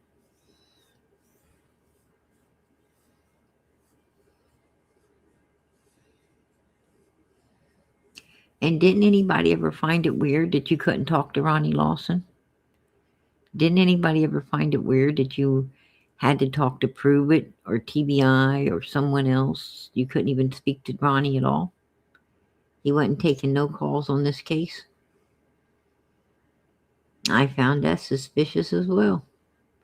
I mean, what fucking sheriff doesn't take calls and doesn't talk to the public? He's a public servant, but he ain't talking to nobody. I find that weird too. The only thing I can say is, every time Ronnie Lawson came out to talk, even recently, he came out to talk,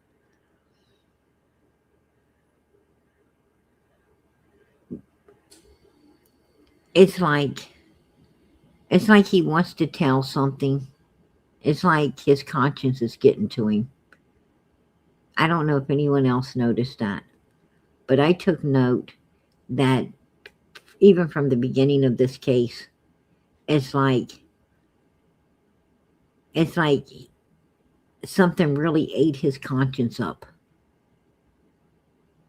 It's like, you know, like he wanted, like he was angry. Like he was angry that, you know, it's like he was angry that he's put in a position he doesn't want to be in. And he wants to say stuff that he can't say. But he's saying enough to let everyone know that he ain't agreeing with none of that shit. That, you know, that it's not about him. That's, you know, the best I can explain it.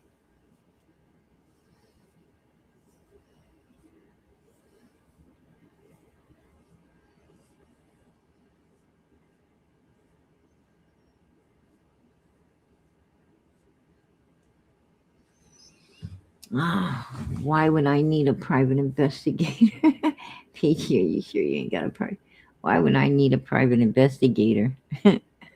I think I'm smarter than private investigators, right?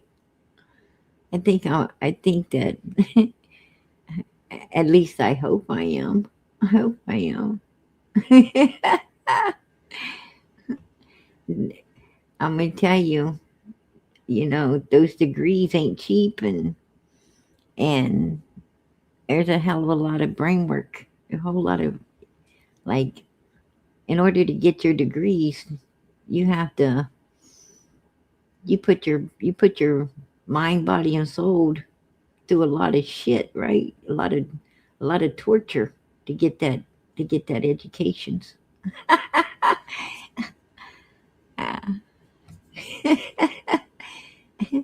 I mean, why get all that education? Why pay and get all that education if you're going to lean on someone else in this life to do your thinking? It don't make no sense.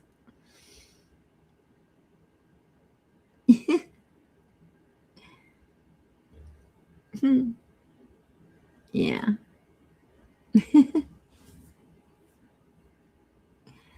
I'm not a PI. I'm not a PI. No. No. That's too low on the totem pole for me. I'm not a PI. You know, I feel that PIs, that's for losers. You know, these people call themselves PIs. Hey. That's a fucking joke. That's a joke right there. I wouldn't waste my fucking money on one. That's for sure. Right? I don't need that shit. I can take my own. I can take my own surveillances if I want to. Right?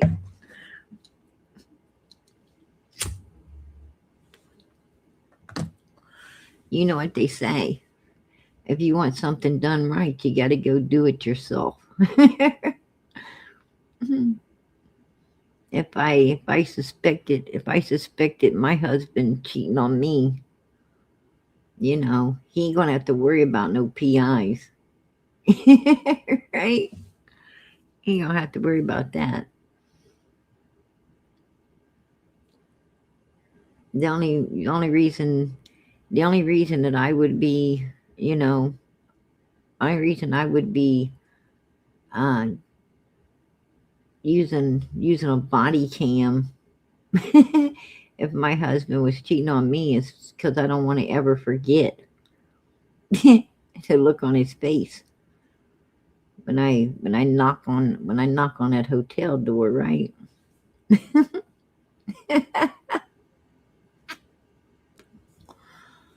I wouldn't want him to forget that.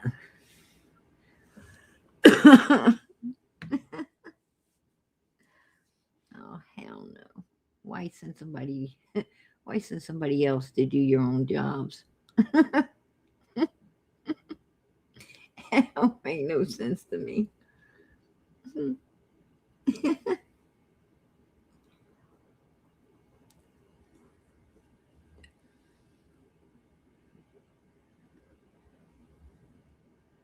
Anyway, I'm going to get off of here. I am so glad to hear that Ernie is in Tennessee. I'm so glad to hear that he's looking into that grave site. It needs to be looked into. I truly believe Summer is there. She's down in it. I mean, if he can't, if he can't get the equipment and the stuff that's needed to find her, then I hope that he gets enough people together to raise enough hell, as in protesting, legally, peacefully protest, but raise their voices up loud enough for law enforcement to have to listen. I hope that he's able to get the news stations out there, that he's able to question law enforcement why they have not followed. They're talking about how they follow every lead, every tip. Why are they not following that one? They need to make, if they're not going to follow the tip, then they need to give an explanation as to why they're not following it. They need to come forth and say, hey, this is why we're not looking into this grave site. This is why we're not going to look into this grave site. We done dug it up or whatever. We want to hear their truth or their lies. But fucking give us an explanation to why you're not doing your damn job. Because we're all out here and we need to hear it. We want Summer found. We have very, very good suspicion that she's down in that gravesite. We've got Marlena Crawford saying that she hasn't been around Morrison Cemetery since Summer died. We have Jody Sue Brown saying Summer died. We have Fred Hill saying since Summer died. We have, every last one of these motherfuckers. Don Wells, seeing the resurrection from day one. Candace, not giving a damn.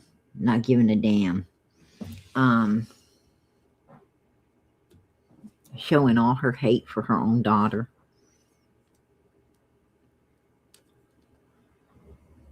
And jealousy. Hate and jealousy for her own child. Who the fuck does that? Who does it? I don't know.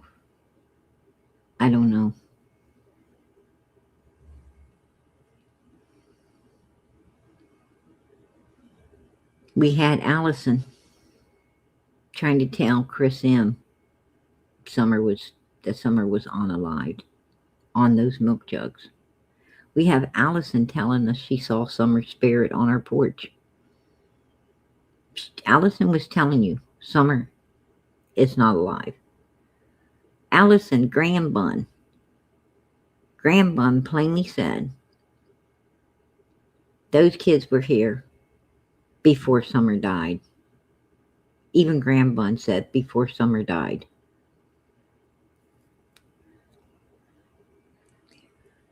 They all know that Summer is deceased. Well, and we all know that she met up with Chad Arnold, who is a grave digger. We know the grave was open because Timothy Morrison had passed away and was going to get buried there. We know it's straight across the street. We know law enforcement said she's somewhere right there close by, which that grave is. That's what makes me feel that law enforcement knows everything. You know, that's what gives me some suspicion on law enforcement. Because they said she's close by. Right?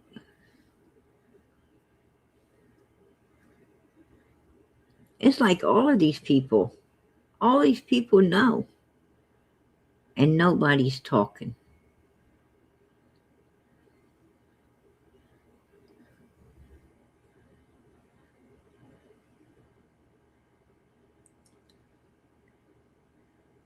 Yeah. Yeah, the Morlocks are actually Marlena Crawford's half sister is married to Chad Arnold. And the Morlocks are related to Marlena Crawford's half sister. Marlena Crawford's half sister's dad was a Morlock. And is what I'm understanding. And that's how she's part of the Morlocks. And Chad Arnold married her. And the Morlocks are the grave diggers who hired Chad to help dig the graves. So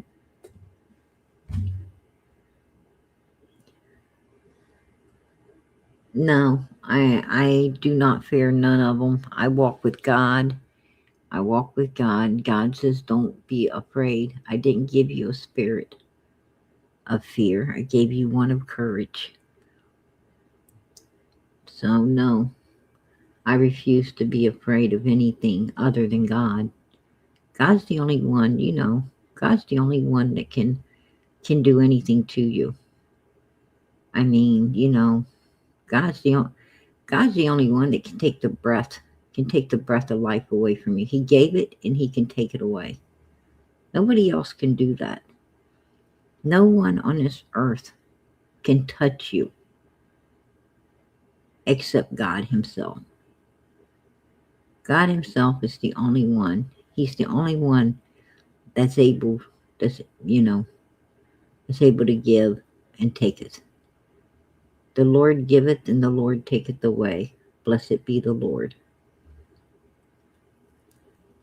No one can do anything to you unless God allows it. And I don't think God's going to allow anyone to hurt one of his children. Absolutely not.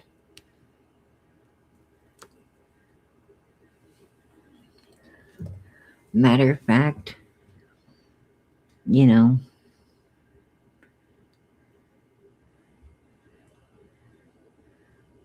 Bible lets you know that God will actually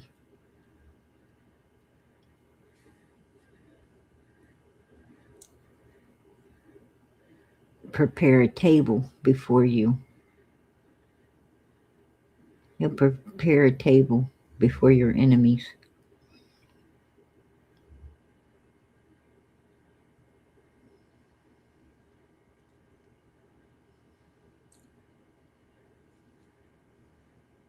I don't fear anything but the Lord himself. Why would you want to fear humans? Not only that,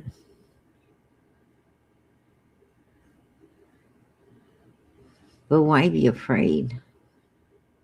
I don't understand people. A lot of people are afraid, they're afraid of all kinds of things. Usually the things that people are afraid of happens to them. You ever notice that? You ever notice that people that are scared of stuff, it happens? Like people afraid to go bald, they do. People afraid to, of this or that, it happens. Probably shouldn't have been afraid, right? I think it's more dangerous to be afraid than not afraid, to be honest with you. That's the way I look at it. I mean, people that always sit around being scared of everything they seem to be the ones everything happens to. They need to stop it.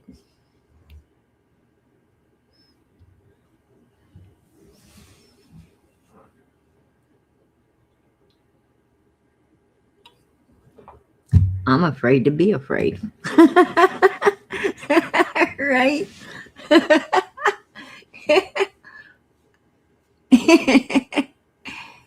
You can't be afraid of nothing.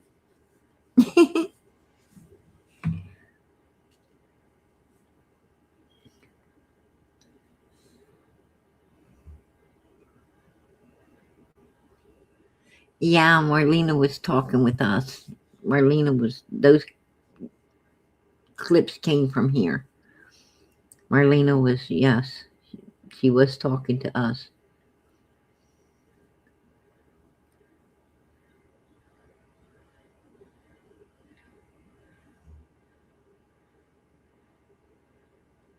That's right, Karen. Don't fear anything but fear itself. That's true.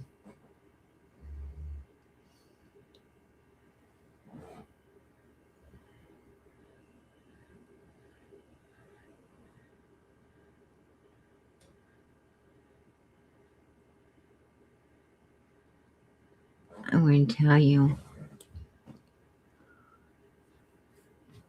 my kid's uncle snores. He snores.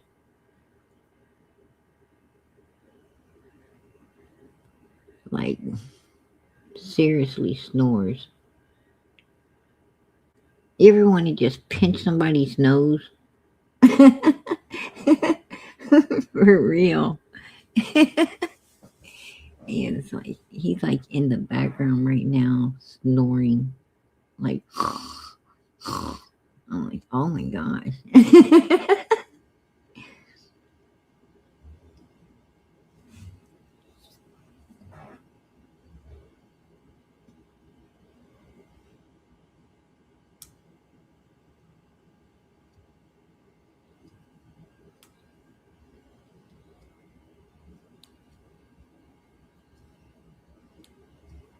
Oh, are you talking about the Hatfields and McCoys?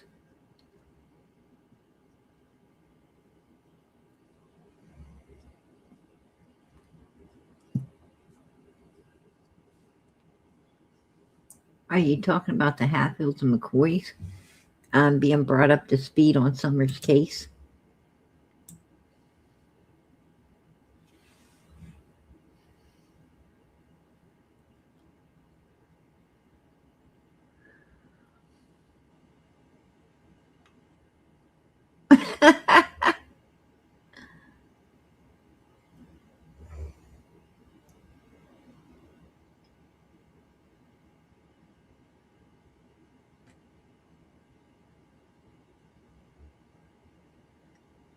Yeah, I think someone probably did bring the Hatfields and McCoys up to speed on, you know, they said they act like they didn't know anything, in order to make Don and Candace feel comfortable talking to them. I think they knew that, you know, that was their one and only chance. I think they knew they weren't going to be invited back again, the way Candace acted and carried on. And, I mean, Don and Candace really haven't got anyone left except um the private detectives, their PIs, who really are for Summer, not them. And they got Tim Mullins. I'm still wondering what dog he has in this race. I'm sure if you wanted to figure it out, you could. And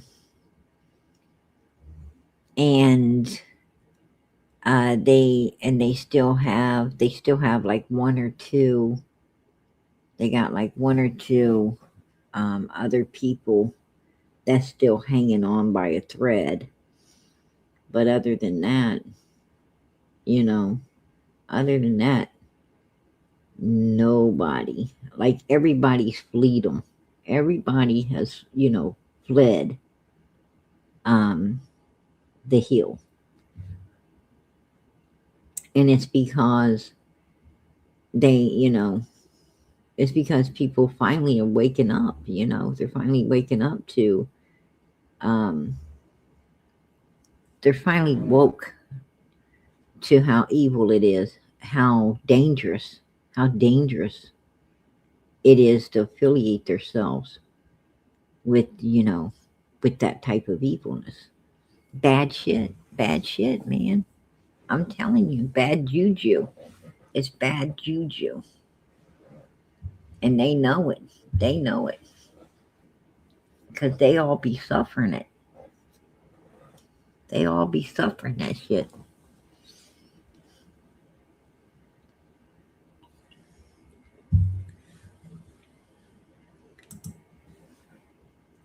What's up, Ernie? Hey, what's going on? Not much. What's up with you? I hear you're down there.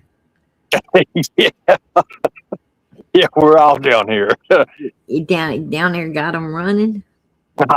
Well, I'm telling you. So we pulled the truck up on the cemetery today, and we had quite an interesting event happening. I was there, and it was about 3 or 4 members of our team was there. We had some people. And then I just said, well, we're going to go do some interviews. We came to get Andy Bernard's interview and Marlena's interview, and I just while we was doing that, we talked to a few interesting people. I mean, there's a lot of people at Burger King who knew Marlena, so we kind of hung out there, and I sent a couple more people in there to ask, just see what different kind of information we could get. And then that one guy was scared to death about Andy Bernard. He was like, nope, Andy's not here. he gave himself away. So we sent a woman in there. We ended up sending a woman in there and to talk a little bit more nicer and stuff, because I was like, my presence is a little bit too deep. Right. So we had a guy call us, or message us back, said they wanted to meet us out there to where the hotels used to be there at Hog Wild. And I thought to myself, I was like, well, they closed them hotels down, I believe. I don't really want to go out that way, but Right. so we go out to the Huddle House there, or the Waffle House, or whatever it is there. We change vehicles, and because we had like 2 or 3 vehicles going running anyways. So we had some people coming from Roan, because that's where we was going to go, to on Roan Street there, try to find Marlena. Then I was getting all kind of different information about Marlena and people she hangs out with, and so we go down there, and there's 4 Kingsport City police right there, just in that parking lot. We just go by, and we're like, I ain't going over there. It's a setup. They're like, yeah, we need you to come over here. I was like, nah, that's all right. So we come back around. We went up toward West Stone Drive. And there's another Burger King, where there's a Burger King at West Stone Drive there. And there's one at John. I mean, we went to every single one. And we talked to everybody. I mean, we've been talking to everybody. So, but Andy said he was going to talk to me, but I can't find Andy anywhere. I'm about ready to just have to go to his house and just knock on the door, do a few door knocks or something. I mean, it's nothing illegal. It's nothing illegal what we're doing. I mean, people getting all, oh God, going crazy. He supposedly lives right down from Jody Sue's mother. Jody Sue and her mother, Jody Sue's got a camper on her mother's property right there. And it's, to my understanding, it's just right down the road from that is where Andy and his new wife lives. Oh, wow. Okay. Yeah. Yeah, there's nothing we're doing is illegal. There's nothing at all we're doing is illegal. No, it's not. Asking questions is not illegal. Anybody can get out there and do it. It just takes a lot to do it, though. You got to have a little bit of a team with you, and you got to know what you're doing. You got to know what questions to ask. I'm surprised. Where was Chad Arnold? Why didn't he pull up at the cemetery and stalk you up? Oh, I don't know. But I found out where where the cameras are at on the graveyard there too. It's on the second tree there, and it points up toward the graveyard. One of the people that was with us noticed the camera, and where it's pointed at and directed, it is directed right on top of that graveyard. It's up in a tree. So yes, it's the second tree as you go up the hill there. So It wasn't They there are. They before. are a camera. That I think camera, that's law enforcement. yeah, that camera was not there It's before. a technical camera. I think it's law enforcement's got that camera up there. I really believe that. And they put it there after Summer went missing.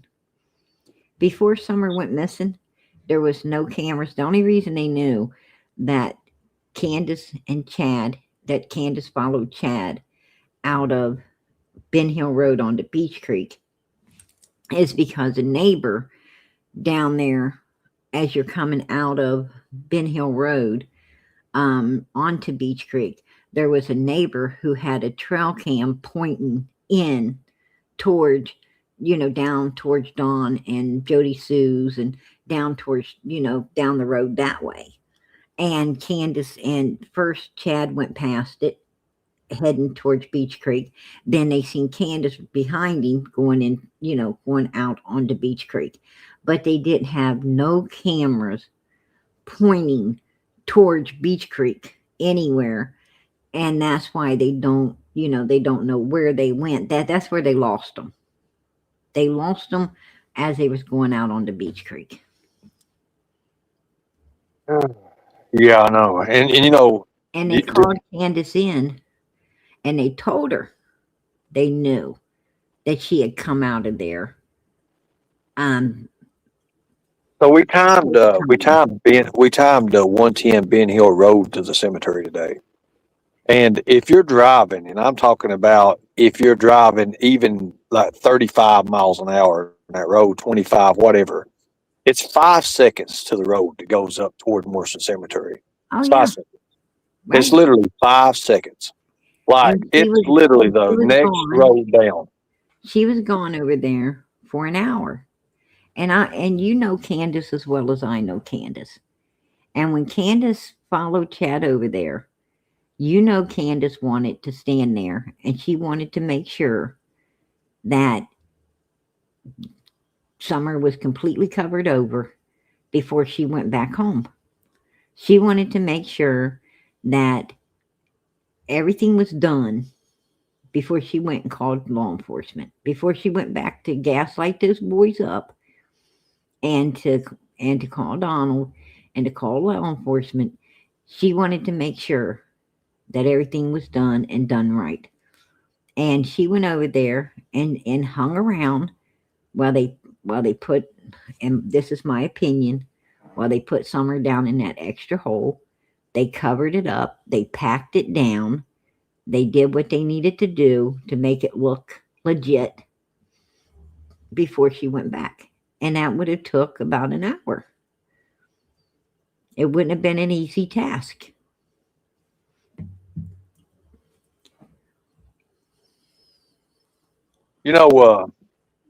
What's crazy about this is right across the cemetery there's a porch there, there's a house there, and it's got a camera pointing to the cemetery.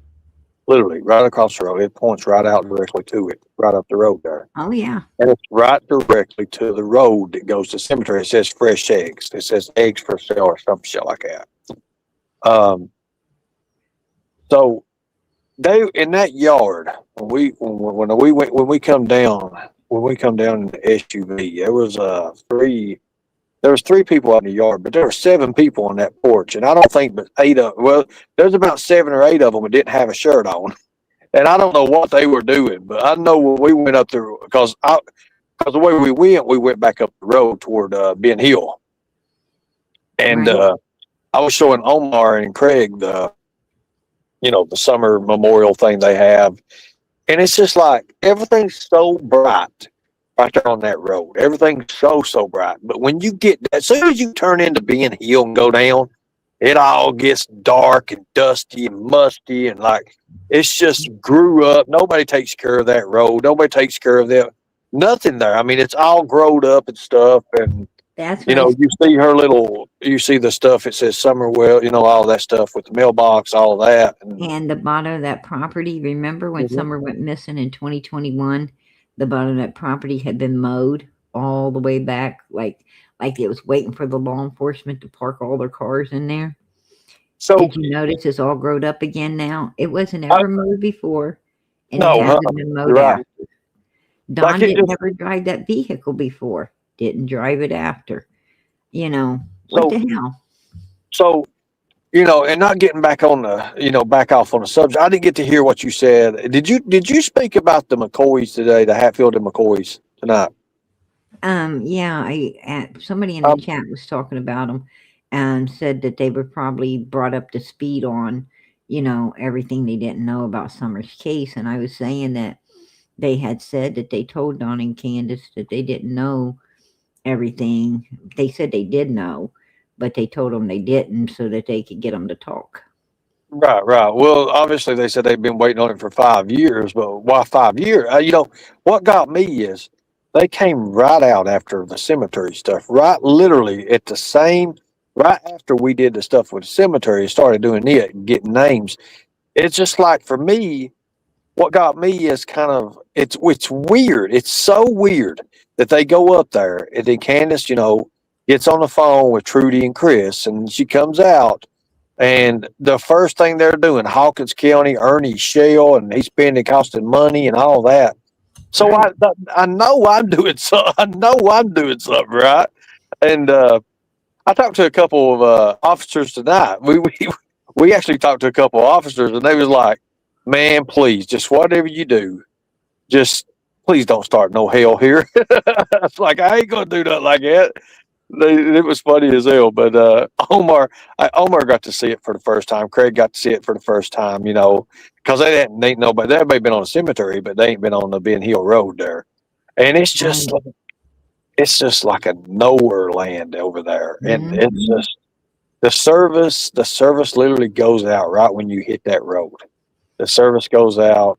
Um, Going back up toward the cemetery, I had 4 bars up there, and we had that star. We had everything ready going. I mean, it was we was ready. We was ready when we pulled up there. I mean, that was we didn't come empty handed. I tell you that. So when we got up there and everything, there was we see the trucks up there and the picture and everything. So we had 3 or 4 vehicles tonight, and we switched out. They tried to get me to Hogwild over there where that hotel used to be at, and there was literally 4 cops sitting there. We walked by. I said, "No, hell no, ain't Mhm. taking no chance on that." No, That's what but I I know don't the like. Kingsport They police seem to anyway. have law enforcement in their pocket. Did you notice that? Well, it's what's so scary is you cannot what's hurting us, PG, is we can only do so much Right. and little bit at a time. You Mhm. know, I'm hoping to get these interviews. That way it will lead us even, I'm looking for something that's going to say, hey, this right here ties in with with the timeline we're doing. It can tie into more cemetery that way and get a definite from one. And I'm doing that. I mean, I've already talked to caregivers, I've talked to family members, and there's a lot of stuff that I can't put out there because PG, it goes into some crazy shit. Like literally the guy I was talking to at Burger King. I mean, I had to mute his shit out because of stuff he was telling me. He went straight into Don and Candace and what they do and all that. So I was Mhm. like, "Whoa, what in the world's going on here?" Right. Well, I'm not surprised about the four officers, the 4 cruisers sitting around because I'll tell you why. Um, when Jackie Dobbs came up there on the 14th, which they were already plotting and planning that next day, the 15th anyhow. I mean, Don done fired his coworker to blame everything on, and Dunn started, it was already in progress when Jackie Dobbs showed up. And they had law enforcement come in there and run a man out of that holler that had a deed to a piece of property. I mean, he had a legal deed to be on his property, and that law enforcement ran him off. I Okay, mean, PG, you know, I just got what I'm looking for. I gotta go. I'll be right back with you. Okay. all right. But yeah, I mean, I'm not shocked that, because I felt then that they had law enforcement in their pocket somehow to run a man off that had a legal deed to the property. So it's not shocking me. And then, like I said, that camera went up pointing towards the cemetery. Um, after, after Summer went missing. Wasn't one there before, but all of a sudden, it's like they have a need to keep an eye on that cemetery, and they seem to know, when someone's in there all the time. Nothing goes on there that these fucking people don't know. And there's no way no child could come up missing around there the way these people watch everything. Oh, hell no. Absolutely not. And Ronnie Lawson was basically, letting everybody know that. He was letting you know, no, this shit wouldn't have happened. And, Don and Candace wanted to act like, there was this high traffic, bunch of, substance abusing people, dealers in there. And Ronnie Lawson shut that down. He said, no, there is a dealer in there, and I think he was mainly talking about, Fred Hill, but, and he said, no, it's very low traffic, because he knew that Fred, had very minimal people coming around his home, that Fred and Laura stayed on the road. Fred and Laura, what I'm saying is Fred and Laura went to, you didn't come to, they went to. And Ronnie Lawson knew that, that Fred and Laura, would go wherever and not have it come around them. Fred did not like people coming to his property, like Chad Arnold,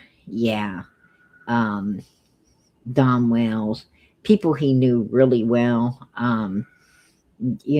like Chad works digging them graves and stuff. Don Wells works drywall. Cotton Simpson worked, at Laurel Run.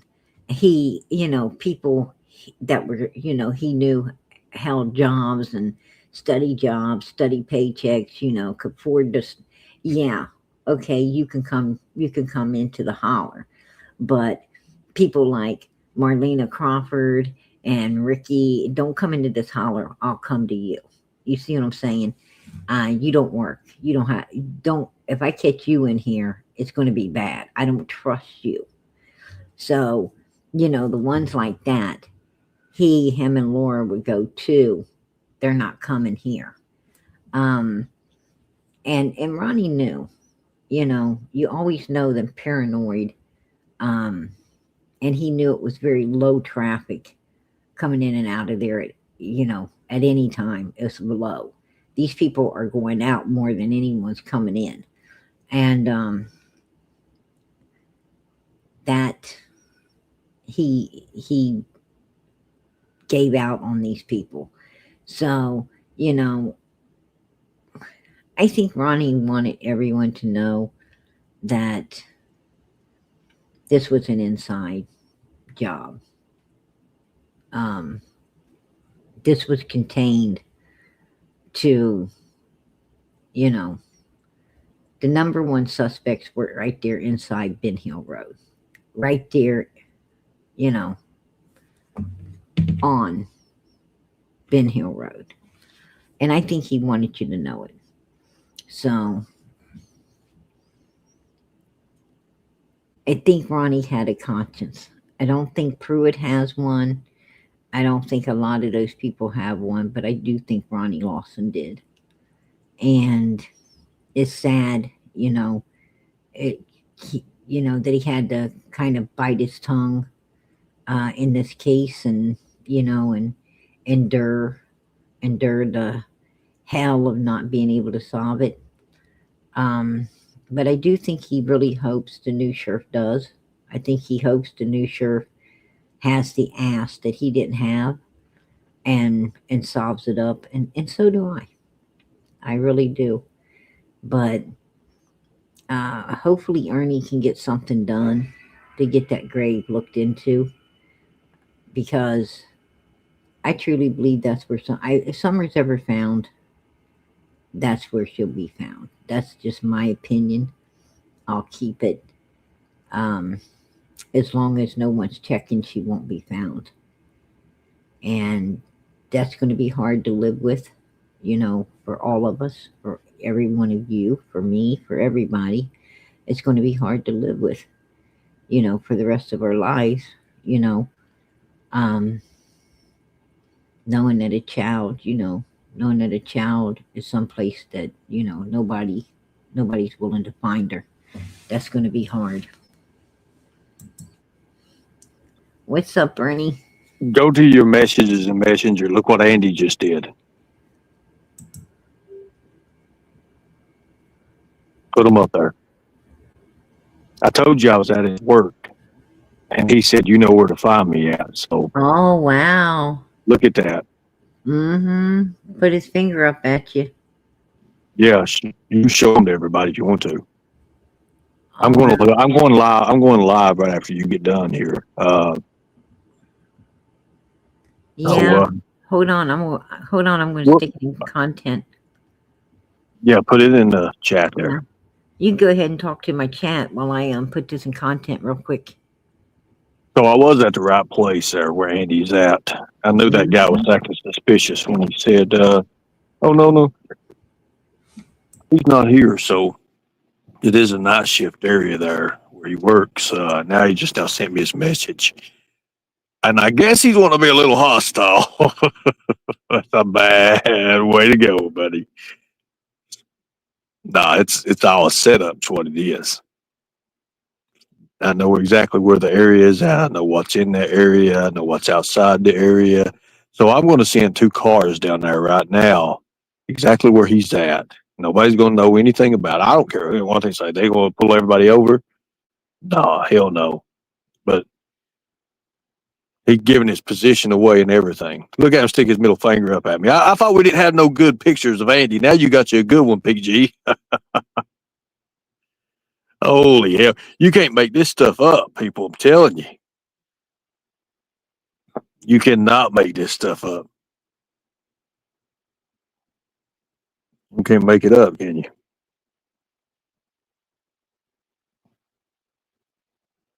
So he won't call me. He told me to wait a minute. Then he said, F you. I don't know what else he said. Hell, I just said, fuck it. I can't believe it. I told you. But he thinks I'm afraid of him, PG, and I'm not afraid of him. No, not one little bit. No. No. I'm not afraid of him at all. But put them up there. Look at that. Wow. Why would you do that? I didn't come at him in a hostile manner. I just want to talk to him. Man. He's the one that said the Morrison Cemetery. So why is he acting like this now? He got hostile with you. Oh yeah. Because, I'm not the right one. I'm not the one to get hostile with him. I'll tell you right now, I'm not. He, trust me, he don't want no part of you. He knows it. He definitely knows it. He's upset. He's upset because you're on that grave. He knows he fucked up. He knows. Well, he does. I believe he does. He's getting blamed for everything. If you get that grave checked and find Summer in it, he knows that everyone's going to blame him because, he let everybody know where she was. Like, all of them guys are going to blame him for being in prison. Are you put that content up here? Oh yeah, I got it. It's coming. You got to transfer it over into content. Here it is. Look at that. There he is, folks. There he is. Oh shit! Can you not look at that? Whoa. Tear his fucking head off. Did you show the messages? Oh my God. Unbelievable. Unbelievable. I can't believe that he would even. That's crazy.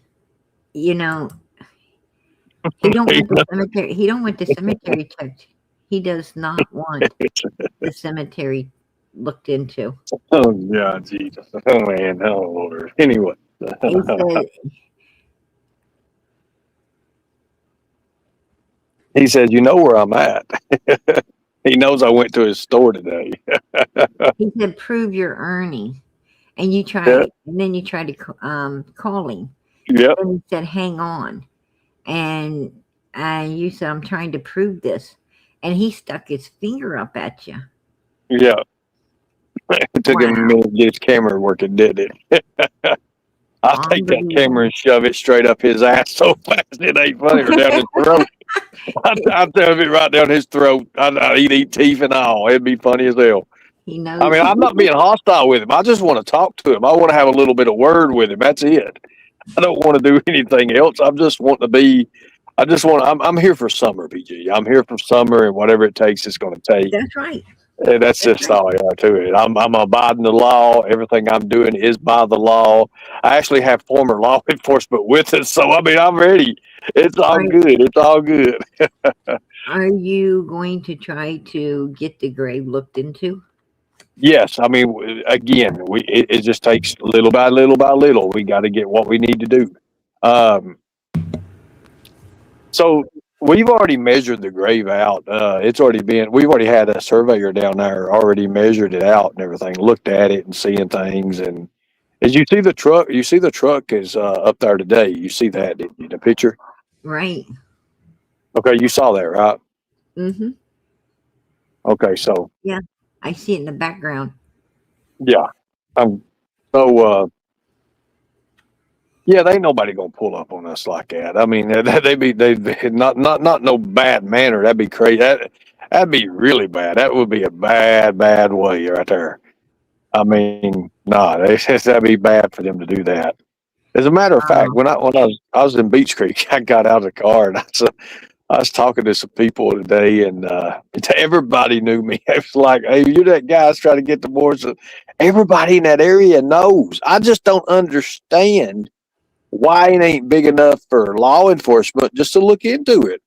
And instead of having independent people having to do it, why can't law enforcement do it? That just blows my mind. It blows my mind. I got my suspicions on law enforcement, to be honest, Ernie. I really do. Well, I mean, that's the hard part about being anything done. If law enforcement put that camera up towards the cemetery to catch Don and Candace, like, to see if they're going into that cemetery or anything, they would have caught that, because they went up there and put the flowers in 2025. They went up there and put flowers 2024. They put flowers on that grave. I know for a fact they had them up there, when we was up there. And I heard they had them on there before that. Somebody said, that was up there said that there was flowers as well, a year before that. So 2024 and 2025, they had, put these flowers on that Timothy's grave. Why are they putting flowers on Timothy's grave if Summer's not there? Why would they do that? No clue on it. They memorialized her. And they had flowers at the swimming hole. They had flowers at that gravesite. And then they had lights all around her swing. So when they memorialized her, they went and put flowers where she died. And they put flowers where she's buried. And then they put the lights around the swing where she played all the time. And they called that memorializing her. Well, that plainly tells you right now, I mean, a blind man could see that, the swimming hole, okay, that's where she died. The cemetery's on that Morrison's graves where she's buried. And they went home and, put these lights around the swing set. And they videoed the swing set. They didn't video what they did at the horse pond. They didn't video putting flowers at the horse pond. They didn't video putting the flowers at that graveyard. They videoed the reason that we checked the other two places. Don B checked the swimming hole where the flowers were, and then we went up and checked the cemetery where there was flowers. And the reason that both places was checked is because they put the video of that memorializing Summer around the swing set. And we were just curious, did they do anything anywhere else? So we decided to look, and they did. Dollar store flowers were on Timothy's grave. They had the dollar store lights around the swing, and there was dollar store flowers at the horse pond. So that just, that lets you know everything came from the dollar store. Well, obviously, you see what he's doing in the messages I sent you, and people like that. I have dealt with so many fugitives on the run that would do the same shit, and they would just, we'll do this, say meet, and when it comes time to meet, whatever, they would like, oh no, and do all this, and they run.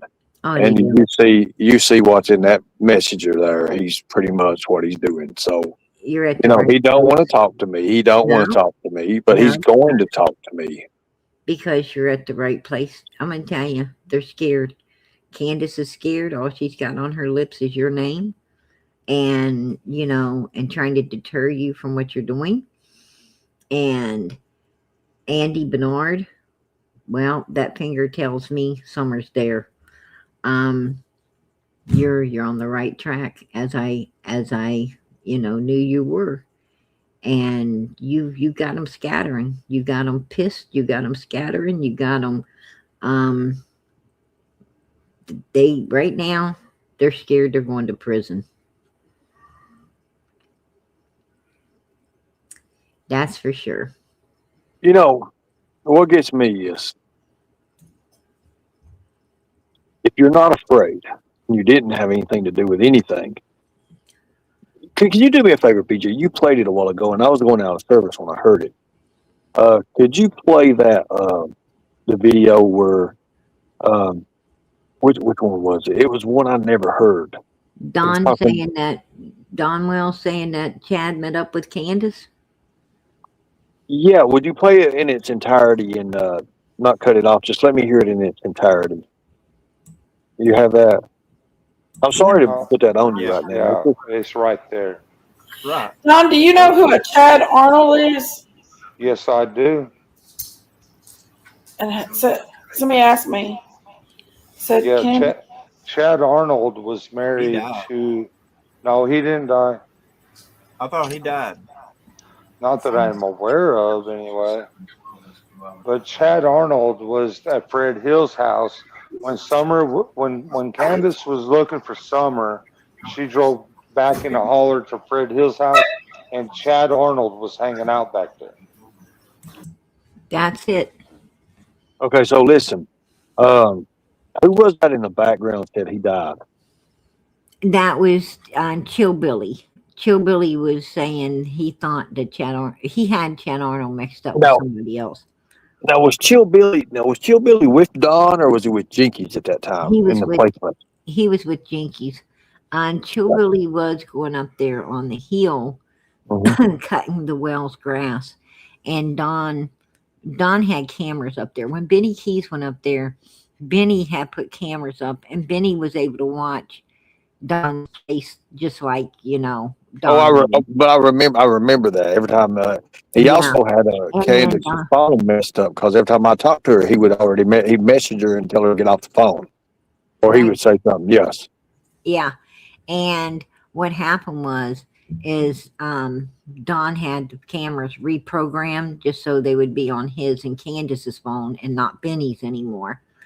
And anyway, and Tim Mullins did that for him. And anyway,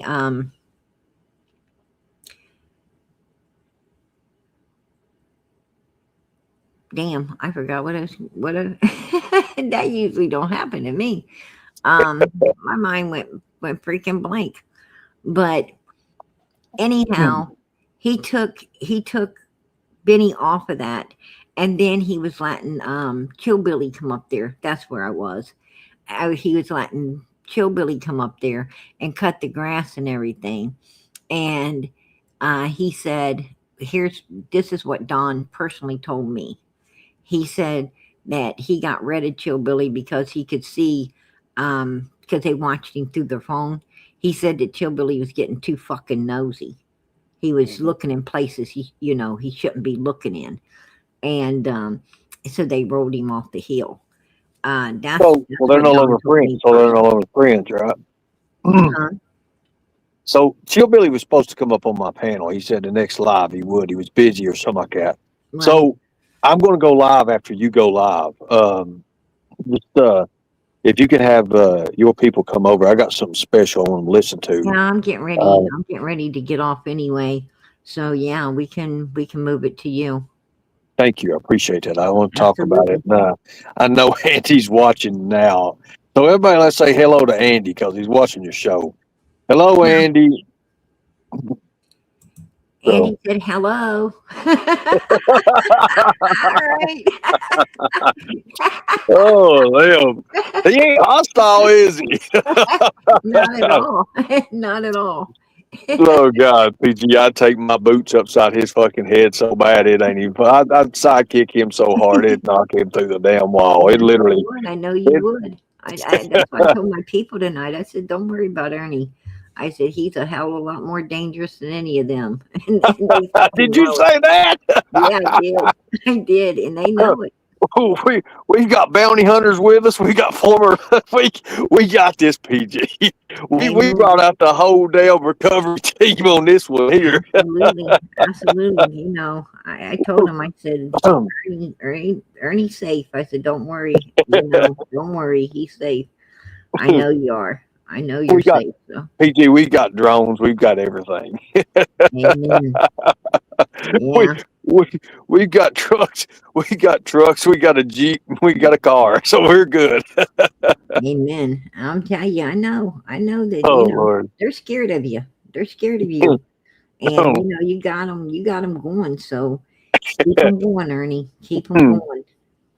You got the cam right now. I tell you, tomorrow's gonna be a hell of a day, PG. Amen. Amen. You know what? Oh Lord. That's right. That's right. Oh well. Give them hell, man. They deserve it. They deserve it. I tell you what, PG, I'm gonna set this live up. Just when you get done, just send them over. Thank you. I appreciate it. Summer deserves to be found, Ernie. Find her. Thank you. Yes, we're doing our best. We're doing our very best. Amen. Thank you, PG. I'm gonna get out of here. All right. Bye. God bless. All right, you guys. I'm gonna head out, and I'm gonna move it over. I'm gonna move it over to Ernie's as well. So anybody that wants to follow, please do. We can use all the support we can get for Summer. All the support we can get to get her found, to get that grave looked into. Come on, you guys. We got one shot here. Let's take it. Let's do what needs to be done for this baby, for this little girl. 5 years out here. Man, put your hands together and ask God to let it get done. If she's down in there, let us find her. Let us get her out of there, and let us get this case solved in the name of Jesus Christ. Amen. Keep those prayers going up for Summer. God knows she needs them. This little girl needs them. So please keep them going up. And let's move over here and support Summer to the fullest in the name of Jesus Christ. Amen. I'll see everybody over there, and pray for one another. Pray for all these missing kids. Pray for one another. A lot of people needing prayer. I see a lot of people on Facebook asking for prayers, and family that prays together stays together. So keep those prayers going up, you guys, and keep them going up for PG as well. Unspoken, but keep them going up for me and mine as well. Good night, everybody. God bless. Much love.